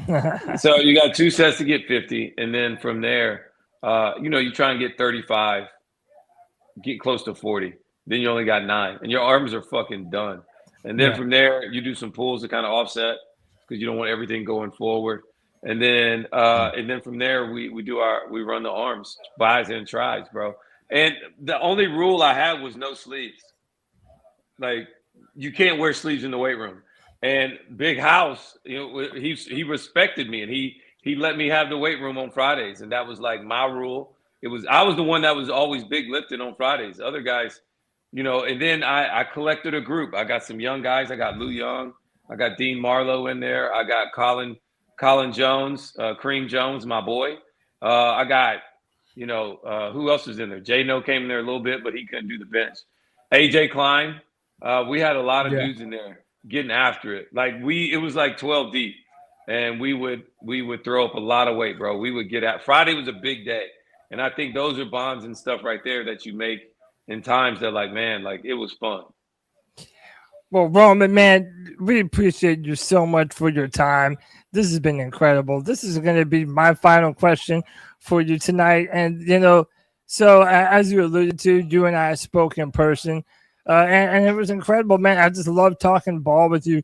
You have a football brain, and I love people when they have a football brain that they can talk about the ins and outs. And one of the things that we spoke about was this defense and Carolina running this 3-4 defense. And it's been something that they've been trying to implement for a while. Some fans love it. Some fans are still not sold. What do you think ultimately is going to come of this Ejiro Rivero defense? Do you like the way that they're moving? Do you think that the pieces that they've added are finally going to be the right pieces for them to actually run this defense like Rivero has imagined it? And what do you prefer? Are you a 4-3 guy? Are you a 3-4? I know a lot of teams primarily play a lot of nickel anyway. But if I'm asking Roman Harper, are the Panthers in the right defensive formation? And what changes do we need to make, if any at all? No, I like Big Brown in a 4-3 attacking as a 3 technique, right? Because he was so great at it in college, right? He destroyed people at Auburn. But so now they got him at a 5 technique, which means he's inside shade of the tackle, right? In a 3-4. But all these things go to 4-3s or 4-2, whatever, on third down passing situations or second and long. So you're going to get a flavor of it all. I think bringing in the nose tackle from Texas Tech, the big boy, gives you flexibility. You draft him in the second round, he's got to start for you and be an impact player. If he's the impact player, you imagine him being the big one, the anchor in the front, then everything else can be gravy after that. Because to run a 3-4, dude, you got to have a nose guard that's a problem. Yeah, like, you got to have them. Like the big boys up front, those those guys that you're going to ask the 2 gap, they have to eat up space and allow those linebackers to be front side to backside cutback, right? They're going to show front side and then they're going to fall back and be backside because the big D linemen are going to stay front side of it and kind of show boom. And then if they want to tear off late, your linebackers have to know where to fill, and you want to keep bodies off those guys. And so if you want to have these big boys up front, then I think you got a better chance of it. But for me, Cody, honestly, I told you I like Big Brown as an attacking 3 technique, and hopefully everybody do that in pass rush situations. But it's interesting because when he's so good and at a 3-4, you're not asked to penetrate as much. Sometimes you are when you're in attacking and you're blitzing, but at most base 3-4s, it's a 2-gap situation. So you're catching and you're 2-gapping, which means I got to go A or front side or back side. And sometimes you got to just be able to extend and show, and you're not really attacking or penetrating, and you don't get as many tackles for losses as what you do in run-throughs. Yeah. Guys in the second level just running through the line, and they know what gap they're in. And a 4-3 is kind of gapped out just based upon where your alignment are because guys are in their space. With a 3-4, it can move a little bit differently. Yeah, that's so poignant. And, I've been a fan of that. I've wanted to put Derek Brown in more pass rushing situations for a long time. And I really am hoping that they find a way to continue to do that. Rome, I want to again thank you so much for your time. Is there anything that you're a part of that you would like to shout out and call attention to, but before we get you out of here and let you go? I know that you do a pod with Peanut Tillman, which I love, by the way. Just in preparing for this interview, I was listening to a lot of it. You and him have a great dynamic. By the way, we all love Peanut. That Peanut Punch forever lives in the heart of Panthers fans everywhere. But I just want to give you this opportunity to shout out anything that you wish to shout out, man. Hey, Cody, man, thank you, man. First and foremost, thanks for having me. You're a guy that I met, and you're a light yourself, and it was awesome just to sit down and talk ball because you're a big ball guy, and so I can talk to anybody that loves ball, and so it was really, really interesting, and I was thankful for you, continue to remind me of this, and so I can make it and get on my schedule. So thank you guys all for having me, Tony and QC. So I for myself though, man, I'm a dad, so shout out my family, my kids. They're at the beach right now, and but my man Peanut Tillman and I, we have a podcast called the NFL Players Second Acts Podcast. You can pick it up on Spotify, YouTube, wherever you want to. I mean, Apple TV, anywhere else you pick up your podcast. Go check us out. We just did a whole bunch of Hall of Famers this past week in Canton. It was great. We got all kinds of guys, and we've been doing it the last 3 or 4 years. It's been an awesome experience for me, honestly, to meet some of my heroes and to be able to shake hands and just, man, this football fraternity, bro, is so small. And man, if you made it for 1 year, 12 years, 18 years, 24 years, like Morton Anderson, the kicker, you are a legend because you made it. And so that's important. Yeah. And we want to make sure we try and tell all these guys stories, man, because everybody comes from different walks of life, different traumas, different backgrounds. And that transition out of football is so important. It's called the Second Acts Podcast because that's what we're featuring, all these guys on their second act, because it happened to us all. At some point, we get told to take that ball and go home, whether it's junior high, high school, college, or for us professionally at some point. And so we're telling a lot of those stories and walking people through those journeys. It's been great. I'm also on Instagram at Harp41. You can look me up. I'm on Twitter as well, or X, whatever you want to call it. And I have a foundation called Harper's Hope 41. You can check that out too.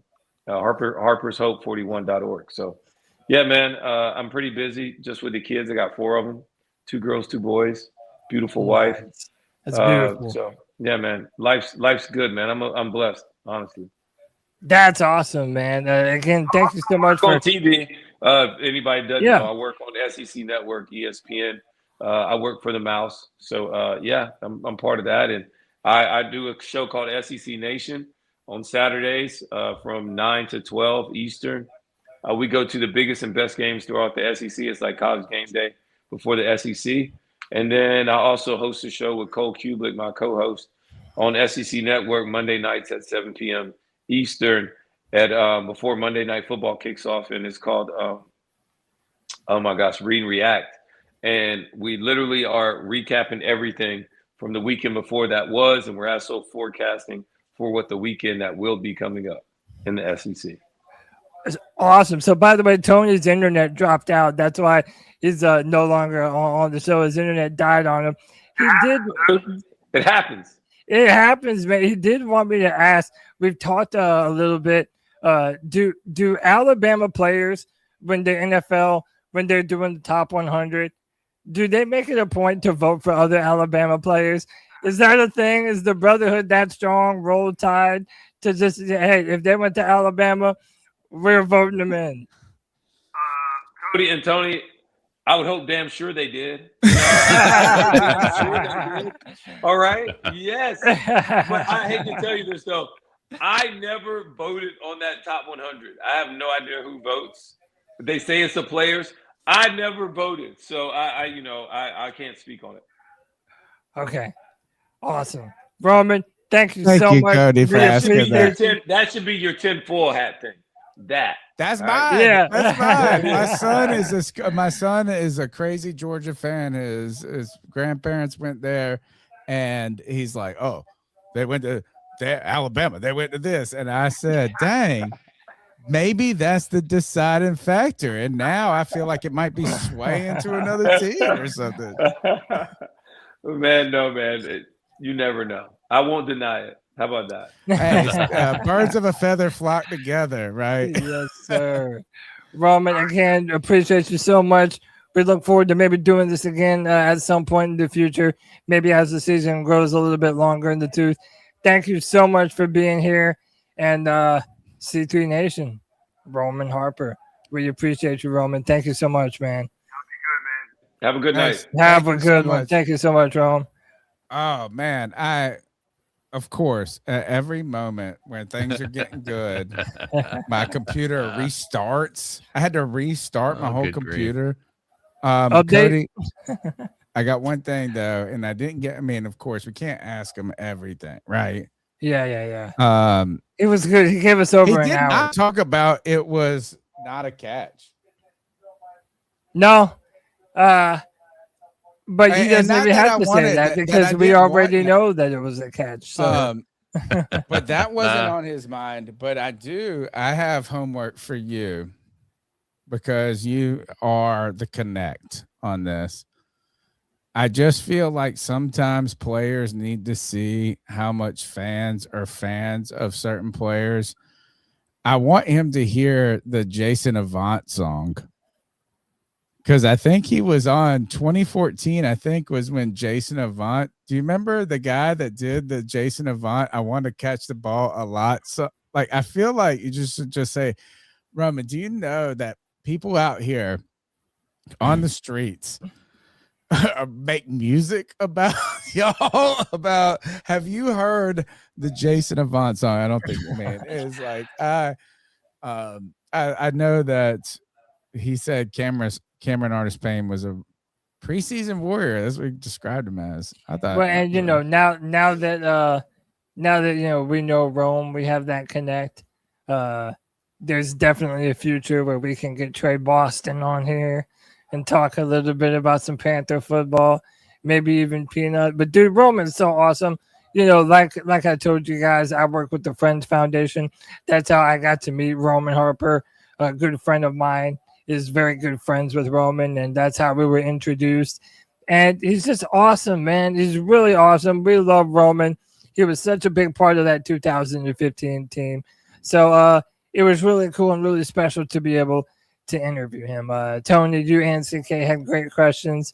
Chat, we hope you enjoyed that, man. That was really cool. I hope y'all enjoyed it. We're gonna get more. Yeah, we're gonna get more. We have some other cool things that we're going to be doing in the very very near future. So yeah, shout out to Roman. That was great, man. And I think what I took from that the most is just as you grow older and have more confidence, the game slows down for you, and that's when you see the best of these players. And I think that Roman kind of hinted and alluded to that too. And I'm hoping that this season is going to be the culmination of a lot of the things that Roman was talking about with this entire team just putting pieces together. And I think that was what I kind of took away from that. Yeah, I mean, being part of special moments. It's not like a nostalgia special moment. Like it wasn't like he was like, this is. It was. I mean, I felt like you could get a sense that his career was changing and evolving. He had been with a Super Bowl team. He said they released me, right? It felt like you.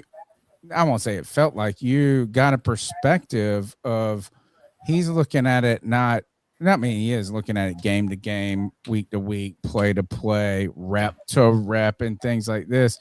But also, looking back at it, it's like, where am I at in my career? Where is this? And like, what is it? How's it fit? It was fun. It was incredibly fun. Number one, yeah. And thank you for Roman for being so generous with your time. Cody, yeah, for sure. Where are we going next? Well, also, dude, StreamYard was trying to make me look stupid tonight.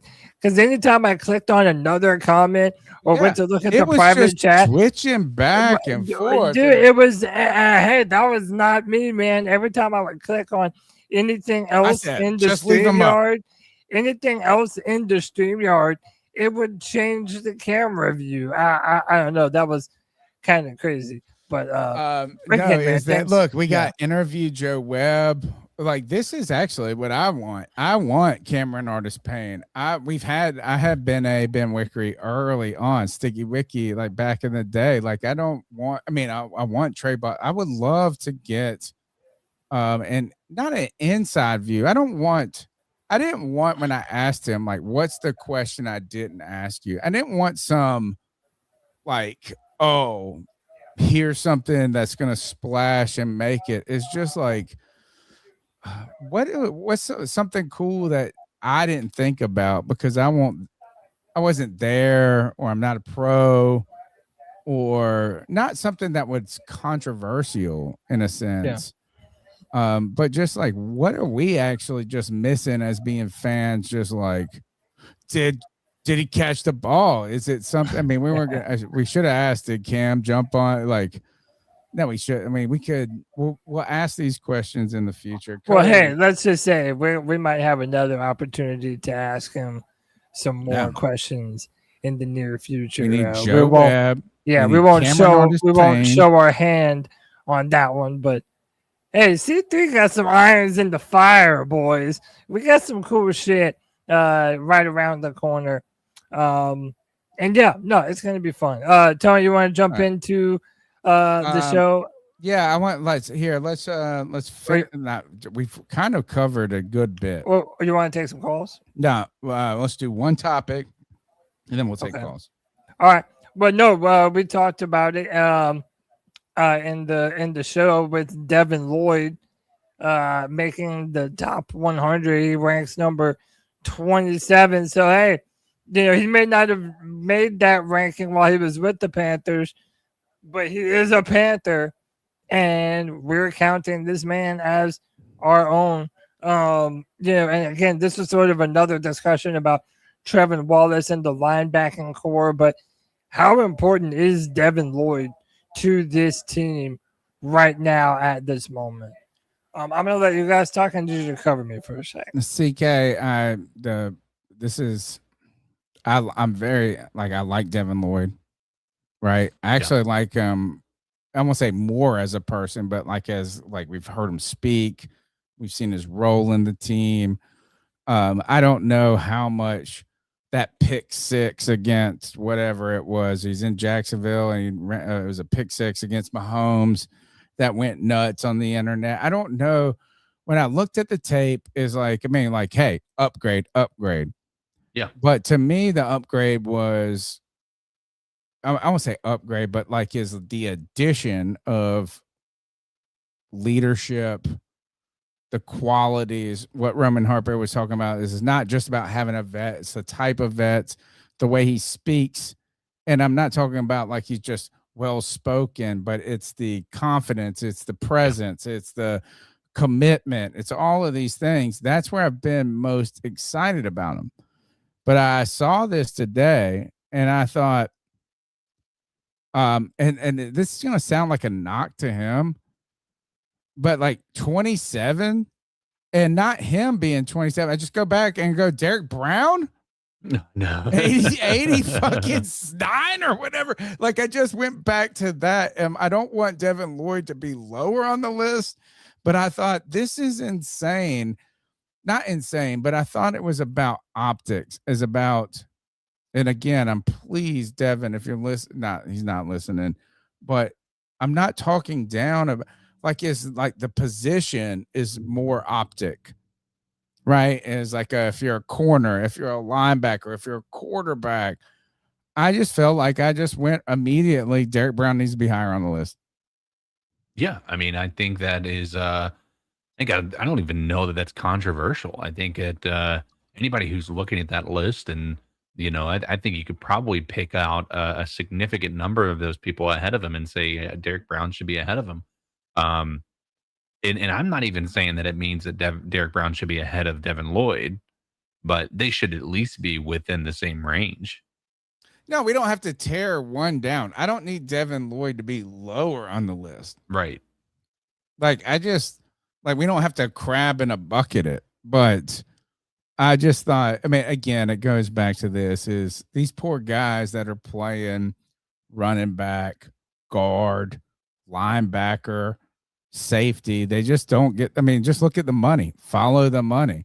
Yeah. Is the greatest players you've celebrated in Carolina's history aren't the most paid players a lot of times. And that was and I felt bad about it. I was like, oh, Devin Lloyd one time. But then I'm like, hell yeah, I hope he is. And then I was kind of surprised. I won't say surprised, but I was mad at myself for us going, who else is on the top 100? You remember we had this conversation is who else is going to be up there? And I don't think we said it. I didn't say it. No, I mean, I think I didn't expect Devin Lloyd to be up there. I'll be honest. I mean, it makes sense that he is. Yeah, it does make sense. I just why did we miss it? We missed it. It's because we were thinking about Panthers players last year. Yeah. Right. And so without looking at it as that, like, because right now they're voting on who they think the top 100 players are going into 2026. So it's relevant to us as Panthers fans, but because we're really well versed in what happened in last year, we almost are looking at this as just a basis of what happened last year, and that's probably why that came up.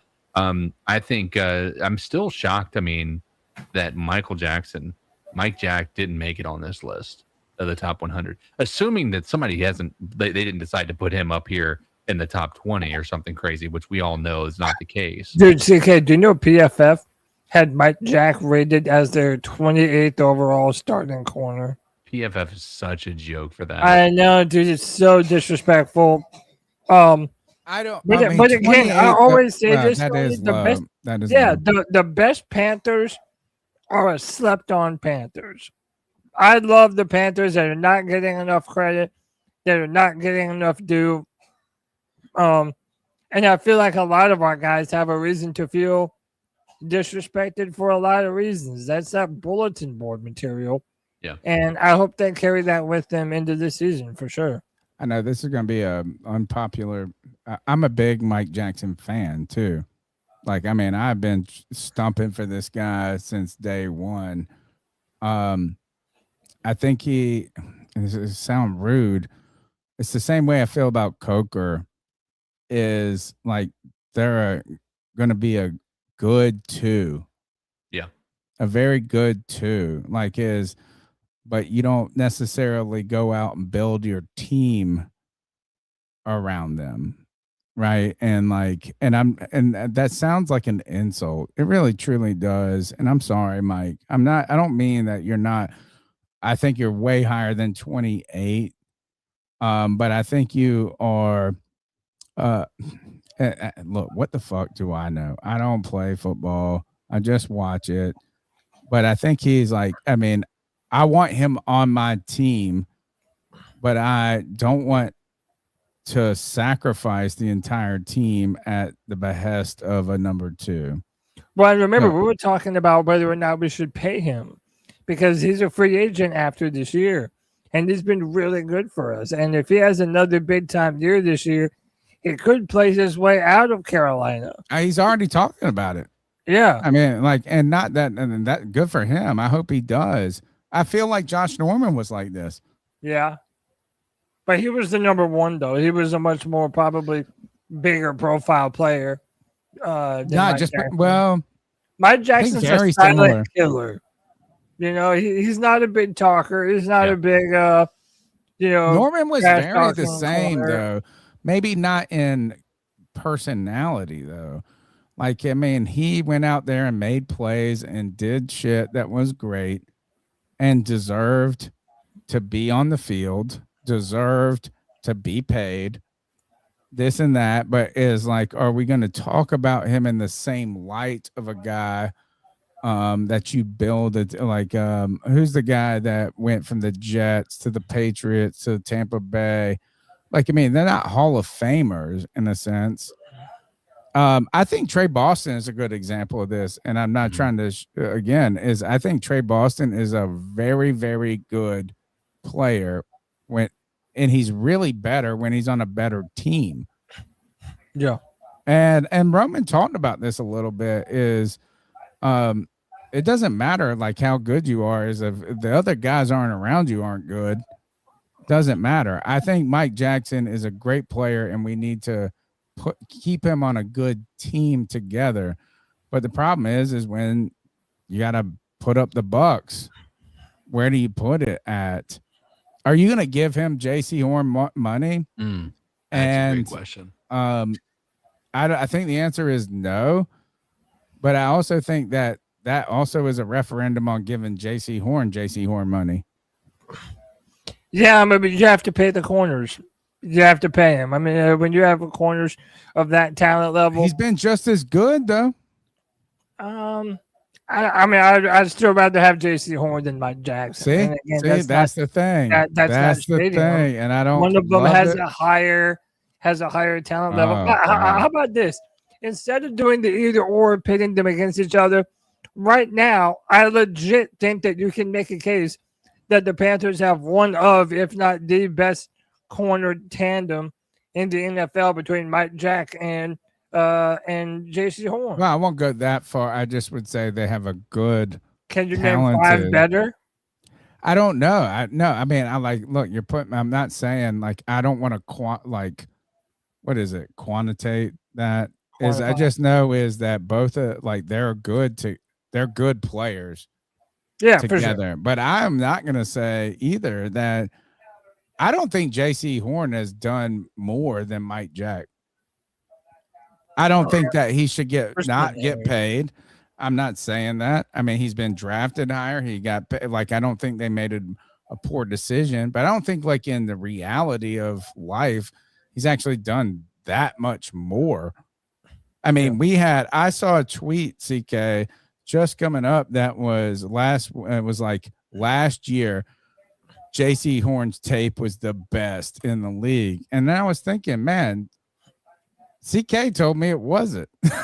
I mean, I'm just saying, we saw a lot of big mistakes by J.C. Horn, and we also saw a lot of those same mistakes. I mean, I think when things turned for Mike Jack for us was that moment when he was going up against, was it Chris Olave? And there towards the end, J.C. Horn was asking, put me on him, and Mike Jack said, just do what's best for the team. Yeah. And that was the Cowboys. George Pickens. With George Pickens, you might be right. And ever since that game, the dude played lights out. He wasn't. He makes big plays too. Yeah, up until that point, he was a questionable player. I wouldn't say questionable, but he wasn't playing at the same level that we remember from the year before. And so, but that game forward, dude, that dude was the secondary. Nothing against. I mean, I know J.C. Horn had that one game against the 49ers and then he got knocked out of the game. And then that was a good game for him. But outside of that, man, I mean, J.C. Horn was it felt like he was somewhat non-existent on the defense. It kind of makes me feel like I think what the Panthers did with Coker, right, is Coker, they had whatever that rule is, the restricted free agent tag. Right. They could have screwed Coker financially for the team this year. They could have given him nothing and said, basically, when we do that, we know you don't want to, we're going to be parting ways after this year because you're going to want more money and you're going to be mad at us because we didn't give you. I almost feel like we should have given Mike Jackson the money this year or last year to avoid, to just have a good number 2. But I don't want to get too deep in the weeds on the money, overall with that. We what's next, Cody? Because then we are gonna take some calls. I say, Mommy, you want to do that now? No, let's go ahead and do it. Make sure I'm hooked up. All right, go ahead. Let's do it. So, what are your thoughts on catcalling? Yeah, it's pretty. You shouldn't do that to somebody. And how did that make you feel? Very uncomfortable. So, how do you think catcalling makes the person feel? It feels good, Who's that cat sitting in the back corner with his face buried in his nose? Who's that kid that can use one?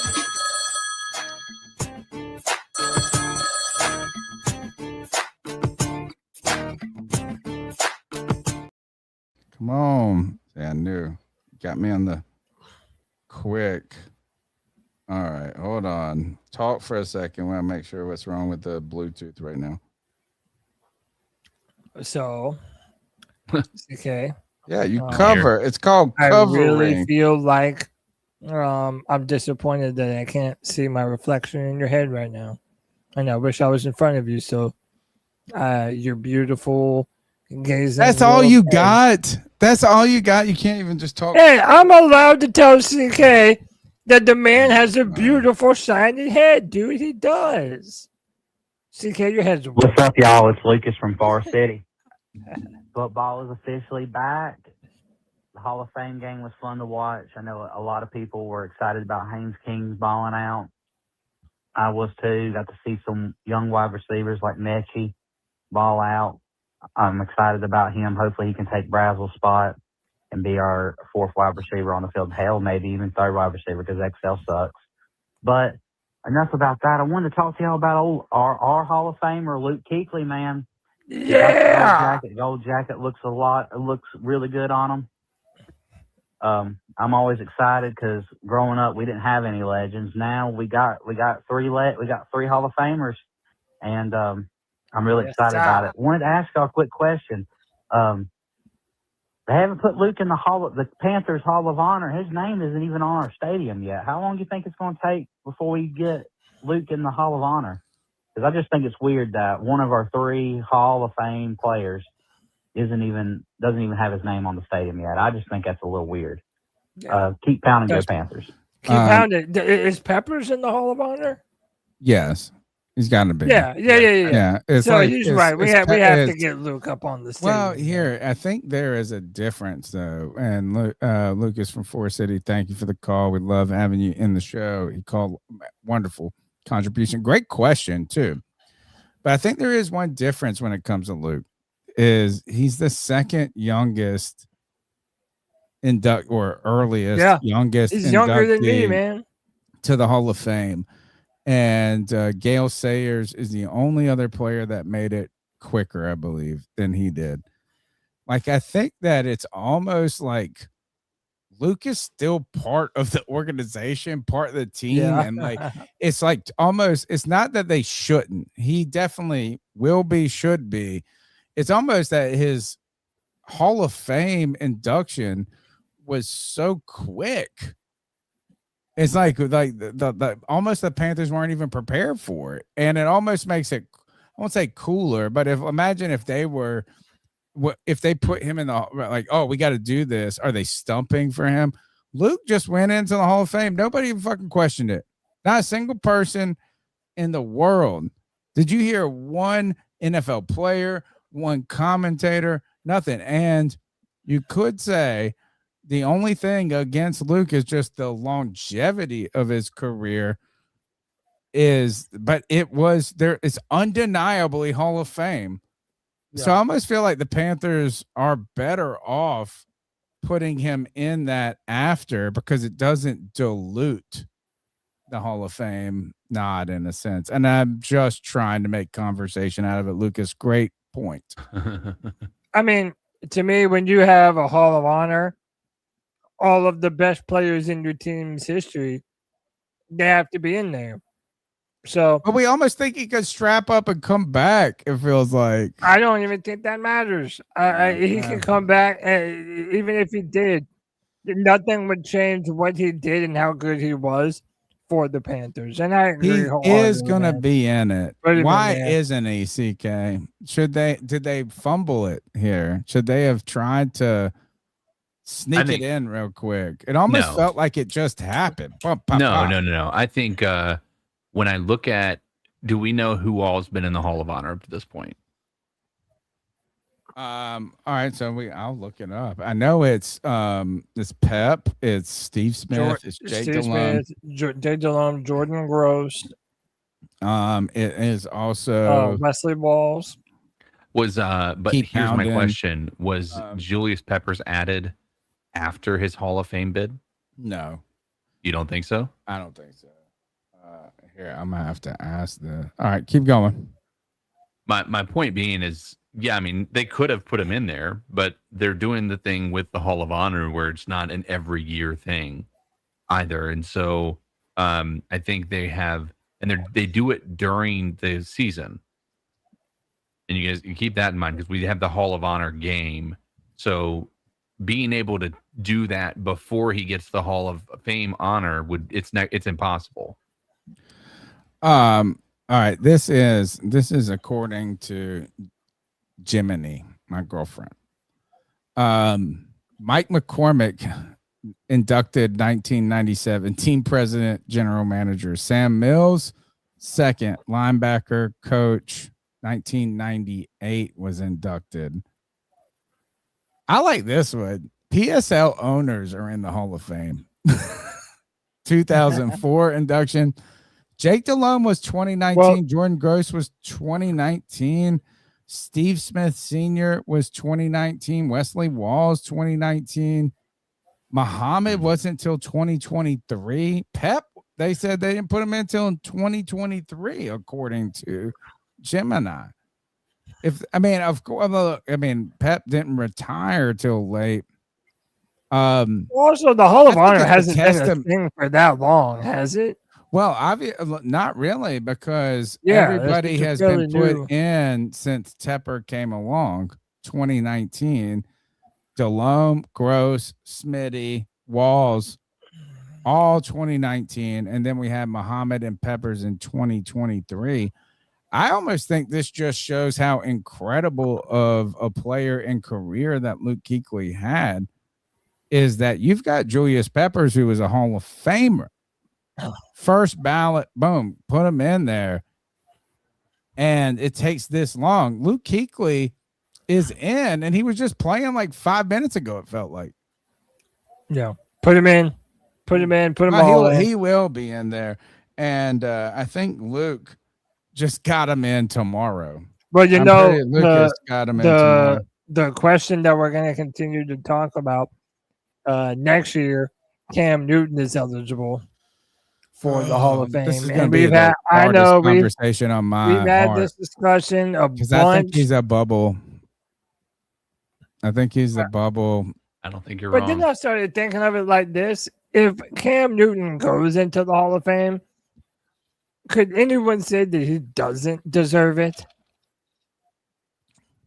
You know what I mean? Like, it's one thing if you want to try to justify. Save it for next year. Please save it for next year. Yeah. Because I want him to be. We're gonna continue to break down what does it mean to be in the Hall of Fame of the NFL in its entirety, beyond just a team and what he did for a team. But I've been fretting with this, CK. I mean, look. Yeah. I look at Kuechly, and then I hear stupid ass fans saying he didn't mention him in the speech, and I don't know how to feel about these things because I love Cam so much. I will say this is that there are players being put in the Hall of Fame that I think he has surpassed their influence and they might be different positions, right? Is like, but I think Cam had I think he's worthy, but I'm humble enough and know that I'm biased enough to say that at his position, he's a bubble that I want to bubble in. I don't know if that sounded weird to you, but he's on the bubble.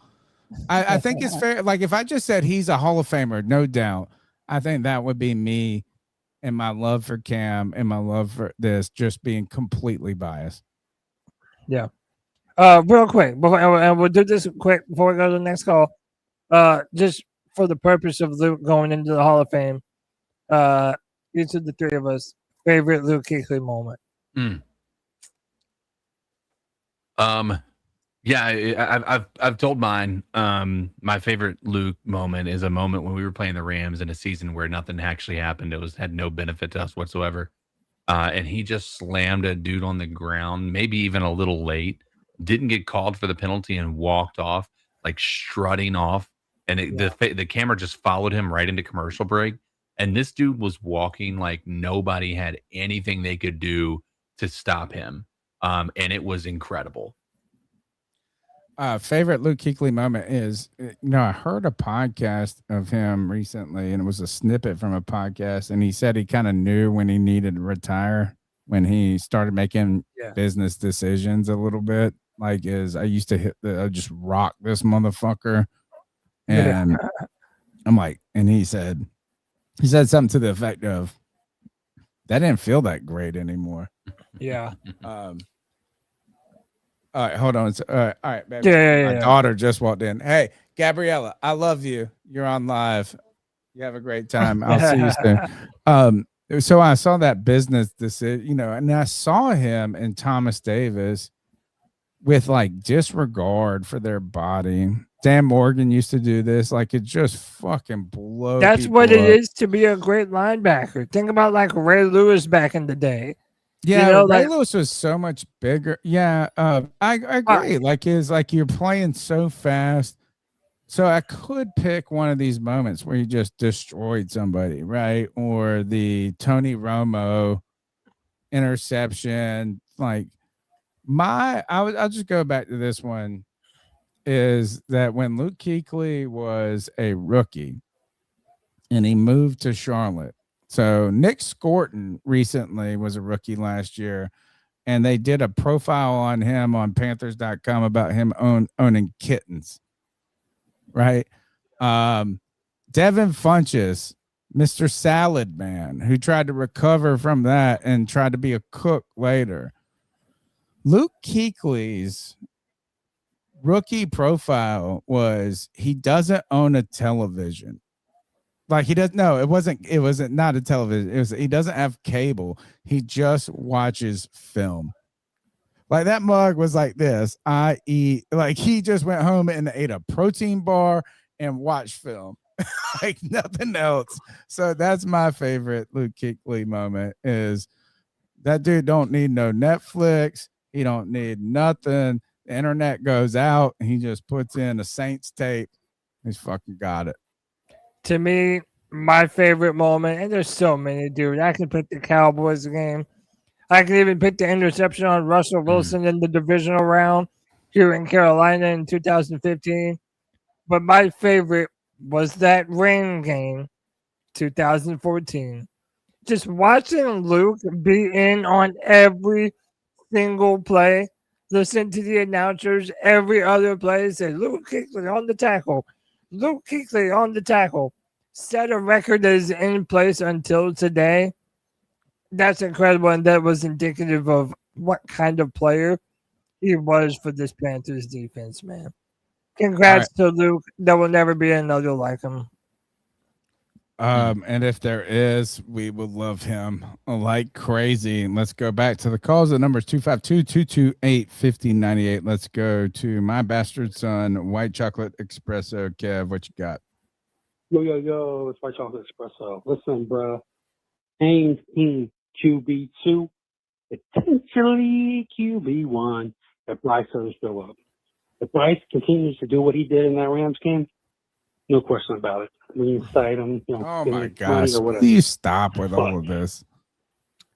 If he plateaus, a basic bitch quarterback, bottom half 15, we got to ask ourselves the way. I know it's just one preseason game against the 3s and 4s, but thinking throughout this preseason, I don't know if he's going to be playing anymore. But if he still plays the same way, and Bryce is below average again this coming year, might not resign Bryce. Maybe we get the young guy. Just saying, I don't think it's going to happen because I think Bryce is going to be top 10 this year. I really do. I think he is. What a pussy fucking call this is. Right now, I think he's going to be top 10. One thing I think that will cost him is probably the offensive line, but maybe a running game. But I still think he can be top 10 this year. Injuries, fuck it. Seems like it's just coming, keep on coming. The linebacker position, people saying Shaq. I don't know. I wanted Jacob Rodriguez for this reason, but it didn't happen. But Cody, we brought up a thing about sacks and everything. And during the Hall of Fame game, they said, "Who's bringing the pressure? Where does the pressure come from?" I jokingly said the pressure's in Houston, aka Clowney. And jokingly, but then I said Clowney might come in this season with Houston and have another 8.5 sack season, while our leading sacker will probably have 5.5. He probably has. Come on, Kev. Is that the whole call? No, he has 23 more 7.5, seconds. right? That's what seems to happen all the time. And Cody says Jason Flood only has 5.5 sacks. We might have a bigger issue this year. I'm willing to bet Cody right now, $20. Clowney has more sacks than Phillips this year. Do it. What you want to do? And Cody? not. Put your nuts on the table. Yes. Let's go. Cody, you better take the bet. Not because No. Hold up. is No. wrong. Hold up. No. Hold up. Because you better be No. right. No. Hold up. 50, motherfucker. What's good? Put your balls on the table. I'll bet you 50 that Phillips has more sacks at the end of the year than Jadeveon Clowney. If I'm wrong, I'll pay up. What's up, son? You have to. And Kev might be right at the end. Like that's the crazy thing. It's not about Phillips. Like, I mean, Clowney could, you know what I mean? And Phillips could have just 6, 7. But we need it. Come on, Kev. I know you in the chat. You said 20. I said 50. What's up? Well, he's got your 50 and he doubles you, but he will take your 20. All right, let's go. So y'all see it between Jalen Phillips and Jadeveon Clowney. Whoever has more sacks winner gets $50. All right, let's go to John B. You're on, bastard. Hey guys, John B. Jenkins calling in for what will likely be officially my last alt football update of the year. I don't know. I might call in next week and give you the score of the IFL National Championship game, but that's about all we got left before it's just NFL football. This past weekend, we had 2 championship games take place. We had Arena Mania 3, which is the championship game of the Arena League, and that's I love the how I've league that never our heard of Ozarks any Luckers of this go shit into. every time. Ozarks did not make it to the championship game. The game was played by the St. Joseph Goats and the Arkansas Diamonds. Again, the St. Joseph Goats are the team that is owned by Chris Okoye and the Kelsey brothers, and they won 52-30. It was a pretty good game. St. Joseph took the lead. Arkansas came back. It was back and forth, and then St. Joseph just pulls away. The more exciting game last weekend was the Arena Crown 2026 of the AF1, which is, again, the remnants of the original Arena League. It was played in Nashville by the Nashville Cats and the Albany Firebirds, and this came down to the last second of the game, or the last 2 seconds of the game.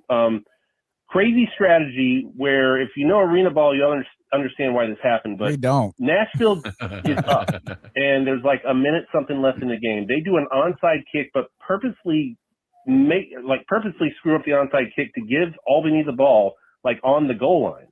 Albany plays a good ball, runs the clock out, and it's on 4th down. They've got 2 seconds left. Haynes They're King going comes for the in touchdown and fumble the ball, or sorry, they go for a pass. It gets blocked, and Nashville wins the game. It was super exciting, not as exciting as the game with our Carolina Panthers and King Haynes, but it was great arena ball, and you can watch that replay on YouTube. Please go watch that game. It's great. Now, the last alternate football championship before regular football plays out is going to be the IFL National Championship. That is the Indoor Football League, and that is my favorite of all of the indoor 50-yard leagues. Most polished, best presented. Anyway, that is going to be played this Sunday at 4 p.m. on the Yahoo Sports Network. You can find that on different TV packages. You can also just watch it on YouTube. But it's the Arizona Rattlers at the Green Bay Blizzard, and there's a lot of storylines in here. Max Naylor, who was the MVP last year of the league, left Green Bay, where he got them to the national championship, and then joined the Arizona Rattlers. He's going back against his team, and they've got Andrew Meavis. That's all I got for you. Keep pounding. All right, John. Keep pounding. He said King Haynes, referencing the Panthers Hall of Fame game, and CK. Cody is known for his vitriol. I'm sorry. Yeah, I like his having the best quarterback on the hill on the internet. Down the hill, where I like this. Actually, I don't like it. I see this. I see sometimes in the comments of the show, but a lot of times on Twitter, and they're like, this dude has the worst fucking takes on quarterbacks, this and that. But Cody, I mean, CK. I've been right way more than I've been wrong. Both of these guys' name are Cody. CK, he comes out and he goes, what was the tweet you put out? Is my agenda. The Haynes agenda. Oh, yeah, I said this Haynes King QB1 agenda I'm about to push will be legendary. CK, I thought, oh my God, the entire Panther internet is ready to storm the gates on Cody for this. Cody, do you really? Is that what you meant? So are you two saying things. that the Panthers would be better off starting Haynes King than Bryce Young? What I'm saying is this. I do believe that he's going to be the number 2 wide quarterback before the start of the preseason. I think if he gets enough opportunity, granted that he gets enough opportunity, okay? If he doesn't play because of injury, well, then obviously we're going to go with Pickett. But I'm not making predictions for Bryce Young this year. I'm not. Kev said top 10. I'm not predicting top 10. I haven't seen anything to say that he's a top 10 quarterback. Show me top 10. What I do believe know, it would be better. Well, There is listen, no scenario. here's what that I the believe. Panthers No, are let me tell you what I better with- believe. I believe the Haynes King is faster. I believe that he has a bigger arm. I saw high-level arm talent, and I saw his ability to get outside the pocket. Yeah, I know. So what does that matter? Because physical traits don't matter. You have Will more Levis, opportunities to do things. What's Right. his, like all these guys are They're getting. not everything, but you want the whole package of a player. You want the whole package. If Bryce But Young, being in a game, if this is Young had Bryce's been moment. delivering, This has nothing to do with Bryce Young. Haynes but it King does. having It a has good everything. game and having a live arm and being mobile has nothing to do with true success at the position right now. Is like we can be happy about Haynes King having a moment, but that doesn't. It's not a referendum or anything on Bryce. Well, you Nothing. have to talk about Bryce. Bryce still has to prove he's the quarterback one, because I do not know that he is the future. And if Bryce Young is not the future, I don't see a reason why eventually Haynes King couldn't be. Oh my gosh, he dies on the hill. I die on the hill. And by the way, you also have to know at this point, I love trolling these idiots on Twitter. Get mad and stay mad. But I also, when Bryce proves it to me, I promise I will heap praise on Bryce Young. But until then, I saw a better athlete, a bigger arm, and I want to see more of him. I hope we see him more in the preseason. I don't think that we could say we saw a bigger arm. I mean, I've seen those same deep throws. I mean, he missed the deep throws. No, there's this one throw that he threw a layered throw that the internet's going nuts. Yeah, the over. one to Horn. And yeah, I that was a feel good- like it's also kind of into triple coverage. Though. I don't feel like he missed most of his deep throws. He made the throw. Tell me one deep throw he made. Outside of that, maybe 15 wide yards, open. never. He had the Reese wide open. I liked what it was, but there was like every deep throw he had, he was a yard or two shy or overshooting the guy every time. Like anything that was more than 20 yards. No, I also don't think that not every Jimmy not Horn every Jr., play was the made. layup. Here, let me go say this: is Haynes King played about as best as you like a great like if you could draw it up for what you are, an undrafted rookie free agent who hasn't had rep like this and that, and he went out there, he's getting the calls, he's not running on a dime. He did. What a great day for him. I'm celebrating him. I am truly celebrating his performance and what he did in that moment. But what I truly will celebrate the most about this is the way you find a backup quarterback or a guy who is a backup that somehow comes in and shows you he's more later down the road. Not now. I'm talking like 2 years from now. Is we didn't draft him like who's the guy that you also like, Cody? Not Will Levitt. What was the stupid ass quarterback? Will Greer. We didn't. I never liked Will Greer. Don't put that demon on me. Okay, I think you did. But no, here's the thing: is I would rather find a Will Greer. I would rather find a backup quarterback that could be something without expending a 3rd round draft pick. Like, I think this is like, I think if anything that the league missed out, and they should have drafted him in the 6th or the 7th round, Haynes King. But I think it's if he can become a backup, right, in this league, and then maybe more, that's the way you want to get it. I don't want to go out there and be like, imagine if the Panthers would have drafted quarterback in round 3 or 4 this year, and they're like, oh, we're just drafting a developmental quarterback. What does that say about Bryce? And what does it say about that quarterback that's not going to be a fucking quarterback ever? This is the way I'd like to get that project or whatever it is catch Brock Purdy in the last pick, catch Haynes King in an undrafted. Don't spend a 3rd or a 4th round for a guy that you don't believe in at all, that you may cut. I like that the most about Haynes King. I think that was fun about it. Let's go back to John B. Jenkins. This is after the Hall of Fame game. Oh, hey guys, this is John B. Jenkins. I wish I could capture how excited I was right when it happened, but holy fuck, I don't know shit. Sorry. I'm sorry. Sorry, guys. Holy cow.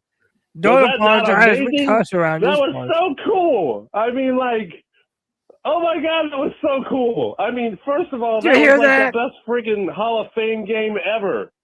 That's how talent makes the fans why feel. I freaking love spring and summer balls, because those guys make it to these games and they try hard, man. Right now. They fucking try. I mean, they freaking try hard. I like it. And like, that was amazing. That was so cool. I love that football. And man, King Haynes, Bryce Young, you better watch out. I'm just joking, Bryce. Watch out. But hey, we got to back up, watch out. And he's wearing the number 16. He's going to honor Chris Winkie, the guy who never could, but should have, at least until Jake Delhomme came. But anyway, that's a whole other story, man. I'm so excited. That was so fun.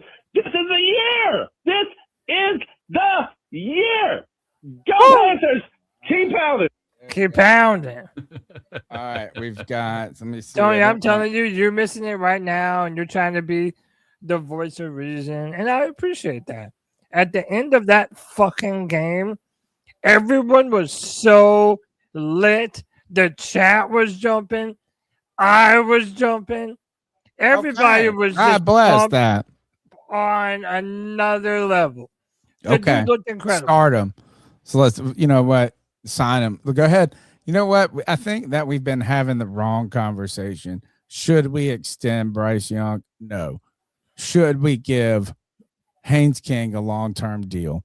Is the conversation we should be having. 5 years, $300 million. Let's go.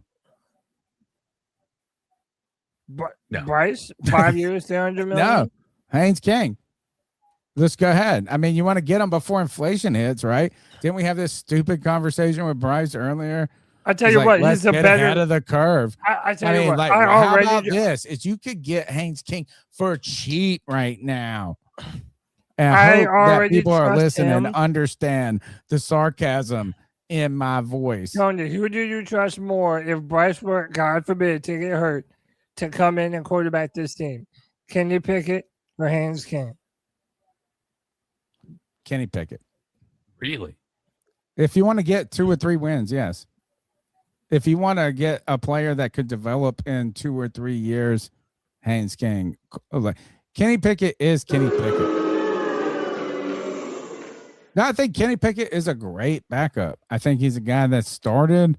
I think that he knows, like, yes, a great backup. A great backup is a player that's not better than your starter, but isn't such a drop off that can't, if your quarterback has to miss 3 games because of a sprained ankle, doesn't ruin the season. I'll tell you this, Haynes King will be a better quarterback than Kenny Pickett. Okay. All right. I mean, maybe here, let's go. All right, let's get this. We got to go back because I got 2 calls. I got to get C-Dog, who's in the chat right now. He said, Tony, we beefing. Well, here, I'm going to your call right now. This is right after, I believe, the Hall of Fame game. Podcast brothers, how y'all doing? G. Cavassier. Man, oh man, what a preseason game, man. Yes, sir. Oh my God, that game was good. It felt like a regular season game, didn't it? Or was it just me? Yes, it did, Hey, Haynes King, I'm going to say it now. Bump him up to the second quarterback behind Bryce. Let him back up Bryce Young. That boy has an arm on him. Yes, we all know that he can scramble. But you notice when he scrambles, he's scrambling to pass first instead of running. I noticed that about him. I really, really, really, really do. And Dylan did okay too, man. You know, and to me, I was thinking about it today. Is that Haynes King that is really, really good? Or is it the new offensive coordinator actually calling the plays and not Dave? You know what I'm saying? Or is it both? I don't know. And everybody, I can't wait for this season to start because people saying that, you know, Trevinn Wallace is not a good running back and Coker only had 3 touchdowns, and these idiots will know anything about the Panthers. Both of them are coming off of injuries. Because if I'm correct me if I'm wrong, but Chuba Hubbard was coming off a 1,000 rushing yard season. Nobody want to talk about that shit, you know what I'm saying? But, you know, it is what it is. I mean, people don't care about the damn Panthers but us, and that's why we're going to shock the damn world this year. We are going to crush the NFC South again this year. I don't give a damn what nobody say. But give me your thoughts on Mr. King, Haynes King, Georgia Tech, ACC Player of the damn Year. Georgia Tech, baby. Georgia Tech. Give me your thoughts on that, y'all. Keep pounding. Keep pounding. I mean, I really do think we found our quarterback too, CK. I mean, I don't know when it happens, but I do think, why would you not want to continue to develop a quarterback like Haynes King? And Kenny Pickett, but you know, he's a journeyman at this point. He's going to bounce around. He'll play for a bunch of different teams, but why spend more money and time on Pickett when you have Haynes King, who's young, dynamic, has a ton of talent, can grow and be developed? I think it's only a matter of time until he is quarterback too. All right, I agree. Go ahead. We're here. Next call. Hey guys, Ground Nation now, aka Joe the Flying Panther. I haven't called in a while because there hasn't been much to say. But that has definitely changed because Haynes King. Oh, here we go. Is a motherfucking. Get on the bandwagon. The way that dude turned into Cam Newton with the game on the line, 2 seconds left. I cannot get on this. I actually got the fuck in the end zone. Unlike some of that other shit to do the deal with, oh, did you get in there? The ruling on the field is whatever the fuck. Well, Haynes King got in there.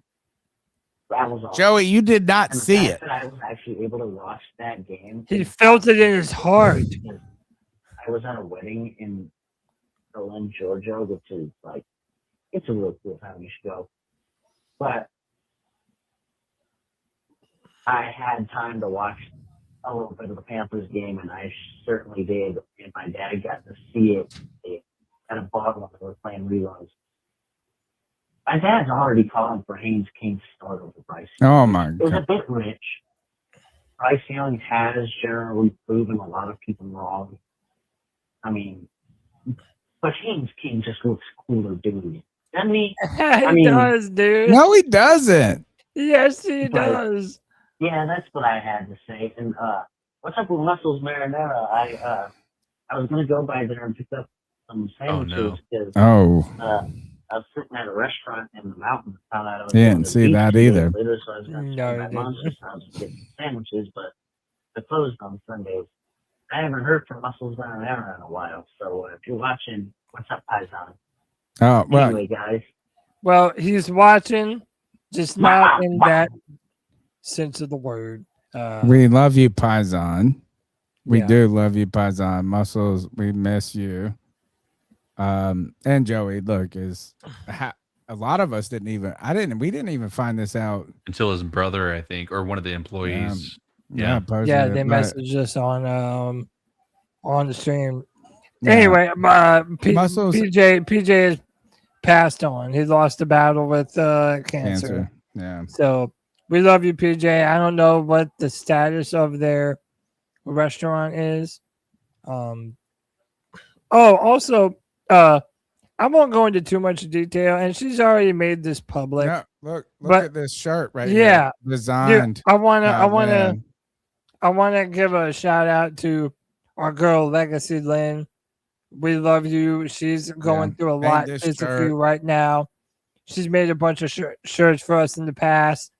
Legacy Lynn is going through her own health issues right now.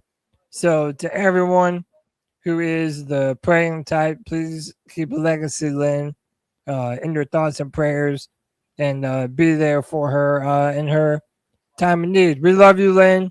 You know we got you. Yeah, and thank you for everything that you've your time, your energy, and your attention. And Lynn has helped me personally, like with things on the show. Her husband passed away unexpectedly. She moved from California to South Carolina.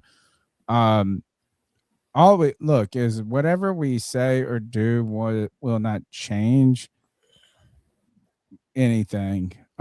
We believe in prayer. If you believe in prayer, do it. But just know that we at least recognize. I recognize how you're important. You've been important to me in my life. That's what I would say to Lynn. And she sends me a card for Christmas over almost every year. It's wonderful. She's a person. sweetie. Yeah, good person. Great person. So, all right, next call.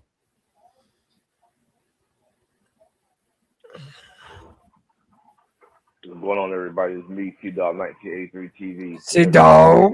Please hit the like button. Please subscribe to the great content. The C3 Podcast is the longest running Panthers podcast on YouTube. They go live every Tuesday, and they got the free for all every Friday, and they got the game recaps during the season on Sunday. Excuse me, but real quick, it was a really great show tonight with Roman Harper. Man, really, really great show. It asked a lot of really great questions. A lot of stuff fans want to know about. And real quick, man, Roman Harper's really cool, man. Even at the end, we asked him a question about the NFL players just vote for Alabama guys just because they went to Alabama. And he's like, I hope they do. You know, but he's just a cool dude, man, down to earth and everything. Yeah, Roman's cool. Great interview tonight. But real quick, appreciate you, brother. Man, regardless of that preseason game, man, past preseason game, man, Haynes King was fucking balling. I want to see more Haynes King. I want to see Haynes King running some read option. But I don't know, man, because he got this hamstring, so I don't know. Well, hopefully we can see him play, you know, and that's another thing. Man, he should be our number 2. You know, man, go ahead and get rid of Kenny Pickett. Bring back Everybody Haynes King hates Kenny Pickett now. Quarterback going forward. And the linebacker situation, yeah, Trevinn Wallace might probably lost his spot, man. But even last year, when Claude Shirley came in, Claude Shirley was balling. It was not a stretch for Claude to be playing it for Devin Lloyd in the 3-4 defense. Then even Ben Mark Scott was looking good, you know, so, man, you know, we might be moving on from Trevor. We'll see, man. He did impress me in that preseason game. Yeah, this first preseason game, you know, talk about the spring. Hey, check the private chat. Somebody who's, you know, trying to get a starting position on defense. and everything. Oh man, what is Bryce going to do, man? That's another thing, man. With us playing the Bills and so I was going to be playing and everything. I am excited to see what this offense will look like. And, you know, is Brad is it the secret weapon? And I didn't know he come from a long family tree of play callers and everything. I didn't know that. All right. Thank you. Man, anyways, I hope everybody had a great fucking week, man. And keep fucking pounding. It was a great goddamn show tonight. Great everything, man.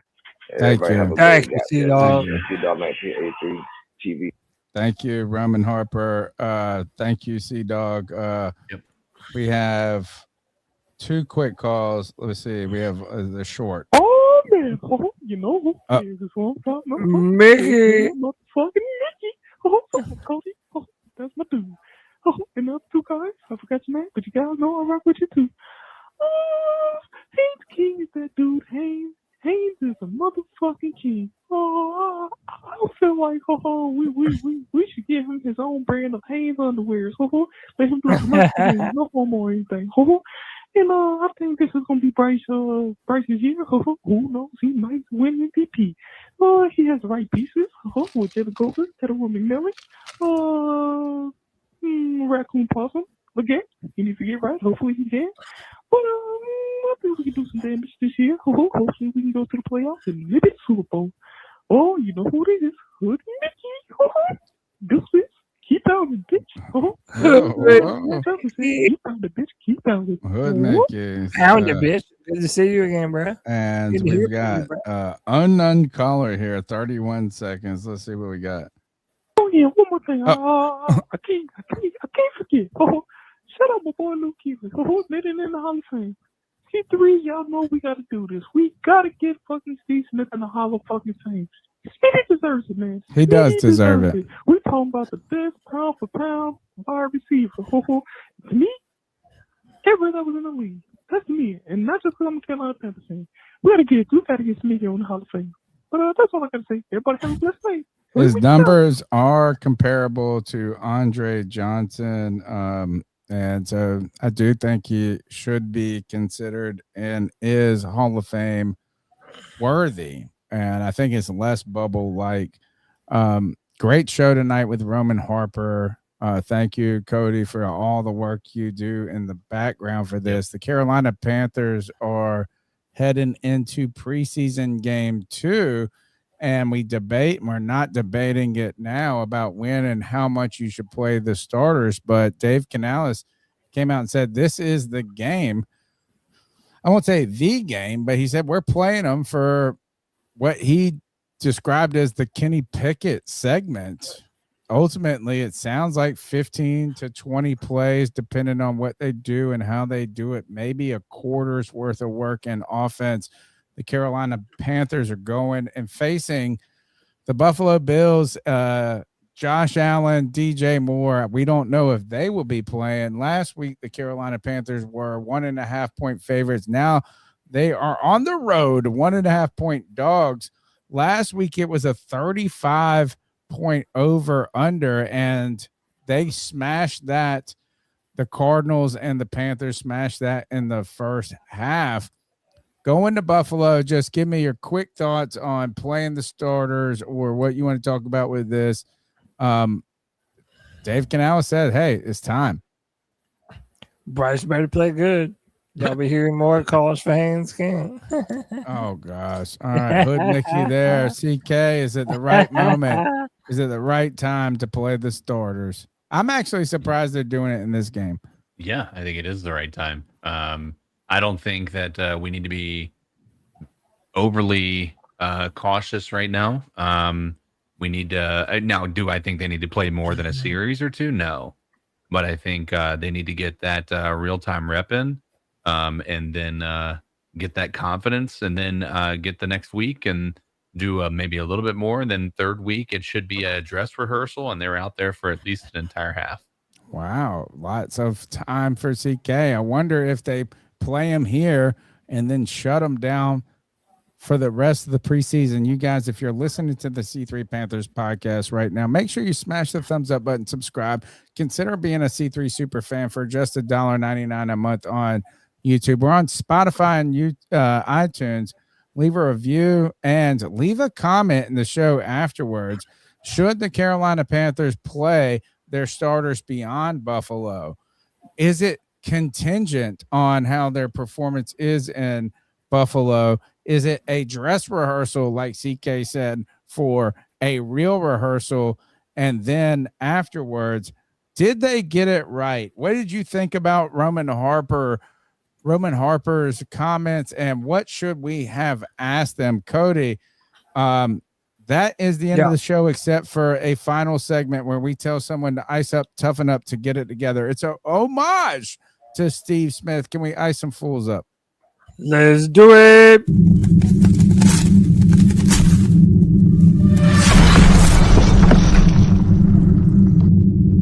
Ice up, son. Ice up.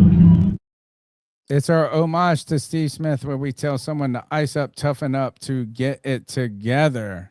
You can step in or outside the bounds of football. What do you guys have? Are you ready? I am ready when you are ready, but you let me know.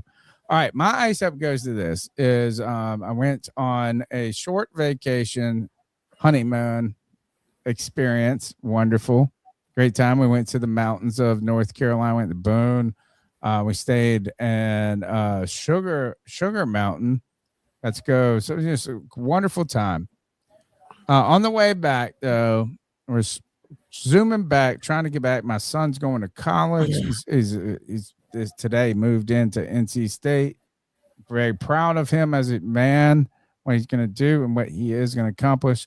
I continue to tell him, look, I'm proud of you now. What you're going to do next, I'm even more proud of. So don't rest on those laurels just yet. But I don't like to eat fast food a ton, but you're on the road, you're trying to not stop.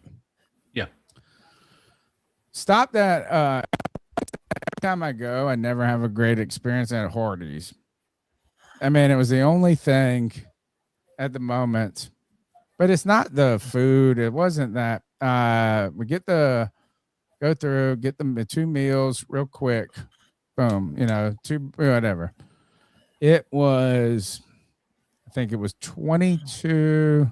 It's either 21. Yeah, I think it was 21.03 or 20. Like it was something 03. It was either 21 or $22.03. $22. This is the total. $21.03. I pull up to the window. I think that's what it was. Is like because we gave a 1. A 20, you're like just trying to get a 5 back or something like that. Gave the 3 cents, and the girl said no. She said, "You got to give me 5 cents to get your $1 back because they don't do pennies." And I wouldn't say I wasn't mean, but I was like, "What?" Like, what do you mean I have to overpay to get $1? I'm giving you exact change. Like you said, this is how much the bill is. I'm giving you exact change. But because of their round up, round down, I guess the while the penny is not made anymore, it's still in circulation, but they act like it doesn't exist anymore. I'm going to say this is I feel like you should be able to give the exact amount that you're charged. And I had to then pull out 2 more pennies to get the $1, the exact amount I was owed. I had to overpay to get the exact amount that I was owed. So I'm icing up this is the idea that because that pennies are not available, that that the company is always going to round up or rather than round down, which I understand that's what they were going to do anyway. Do we need legislation at this point that then makes it so every $1 amount isn't a 5 or a 10? Do we need that legislation? Maybe. But then here's the problem. Our stupid ass state legislature charges 7.5% for sales tax. So you can't round up or round down because they are overcharging on sales tax. Look, I don't know what it is, but I think you should be able to pay money, give your money, and not be like, what's next? And I felt like my grandpa or a granddad being like, what's next? The dollar's out of circulation. Do I have to round? What if it was $401 and you gave them $401 and like, sorry, we don't take ones. So you have to round up to $405. I don't know what it is, but I was mad over these 2 pennies and this poor girl. I wasn't even mad at her, but I was like, what the fuck is your policy? We don't take exact change. Ice up to not taking exact change. Ice up. CK, you got one? You go ahead. Mine is going to be short and sweet. I'm icing up the WNBA, who's now having to define what a woman is after 2 male players are now going to join the WNBA draft in 2027. Sophie Cunningham came out and she was like, I support women only competing in women's sports. So then everybody else had to be out performative and come out in favor of the other way. Now the WNBA is panicking because they actually are going to have to take a stance on this. Unless a former NBA player is getting ready to join the league. So I sub WNBA. That's it. That's all I got. CK, do you have one for us? Nothing that's coming to mind right now. Yeah, then let me give you this one because I know Cody's got to go. But I would love to ice up this woman that did a chlorine bomb that exploded. But can you take this down real quick? It's a 4-second video. 4-second video. I will say ice up laughing at somebody in the playing golf in the rain, and you're filming them being like, ha ha, listen to this. The laugh of this guy right here as he's trying to film his friend playing golf in the rain, and then he gets struck by lightning.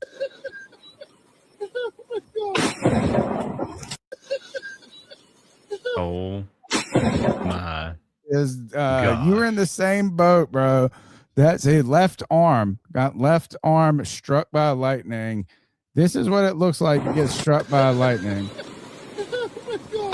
Oh, yeah. Be careful who you laugh at. Don't laugh at me, or else you're gonna get iced up next. I hope I don't get struck by lightning. My name's Tony Dunn. That's CK down at the bottom. That's Cody, the man Lashney at the top. Cody. It's the C3 Panthers podcast. We're here every Tuesday night, and we're here on Fridays. And guess what? Football is about to be here. We'll be here after the game. Take us out of here, my friend. C3 Legion. Love y'all. Keep pounding.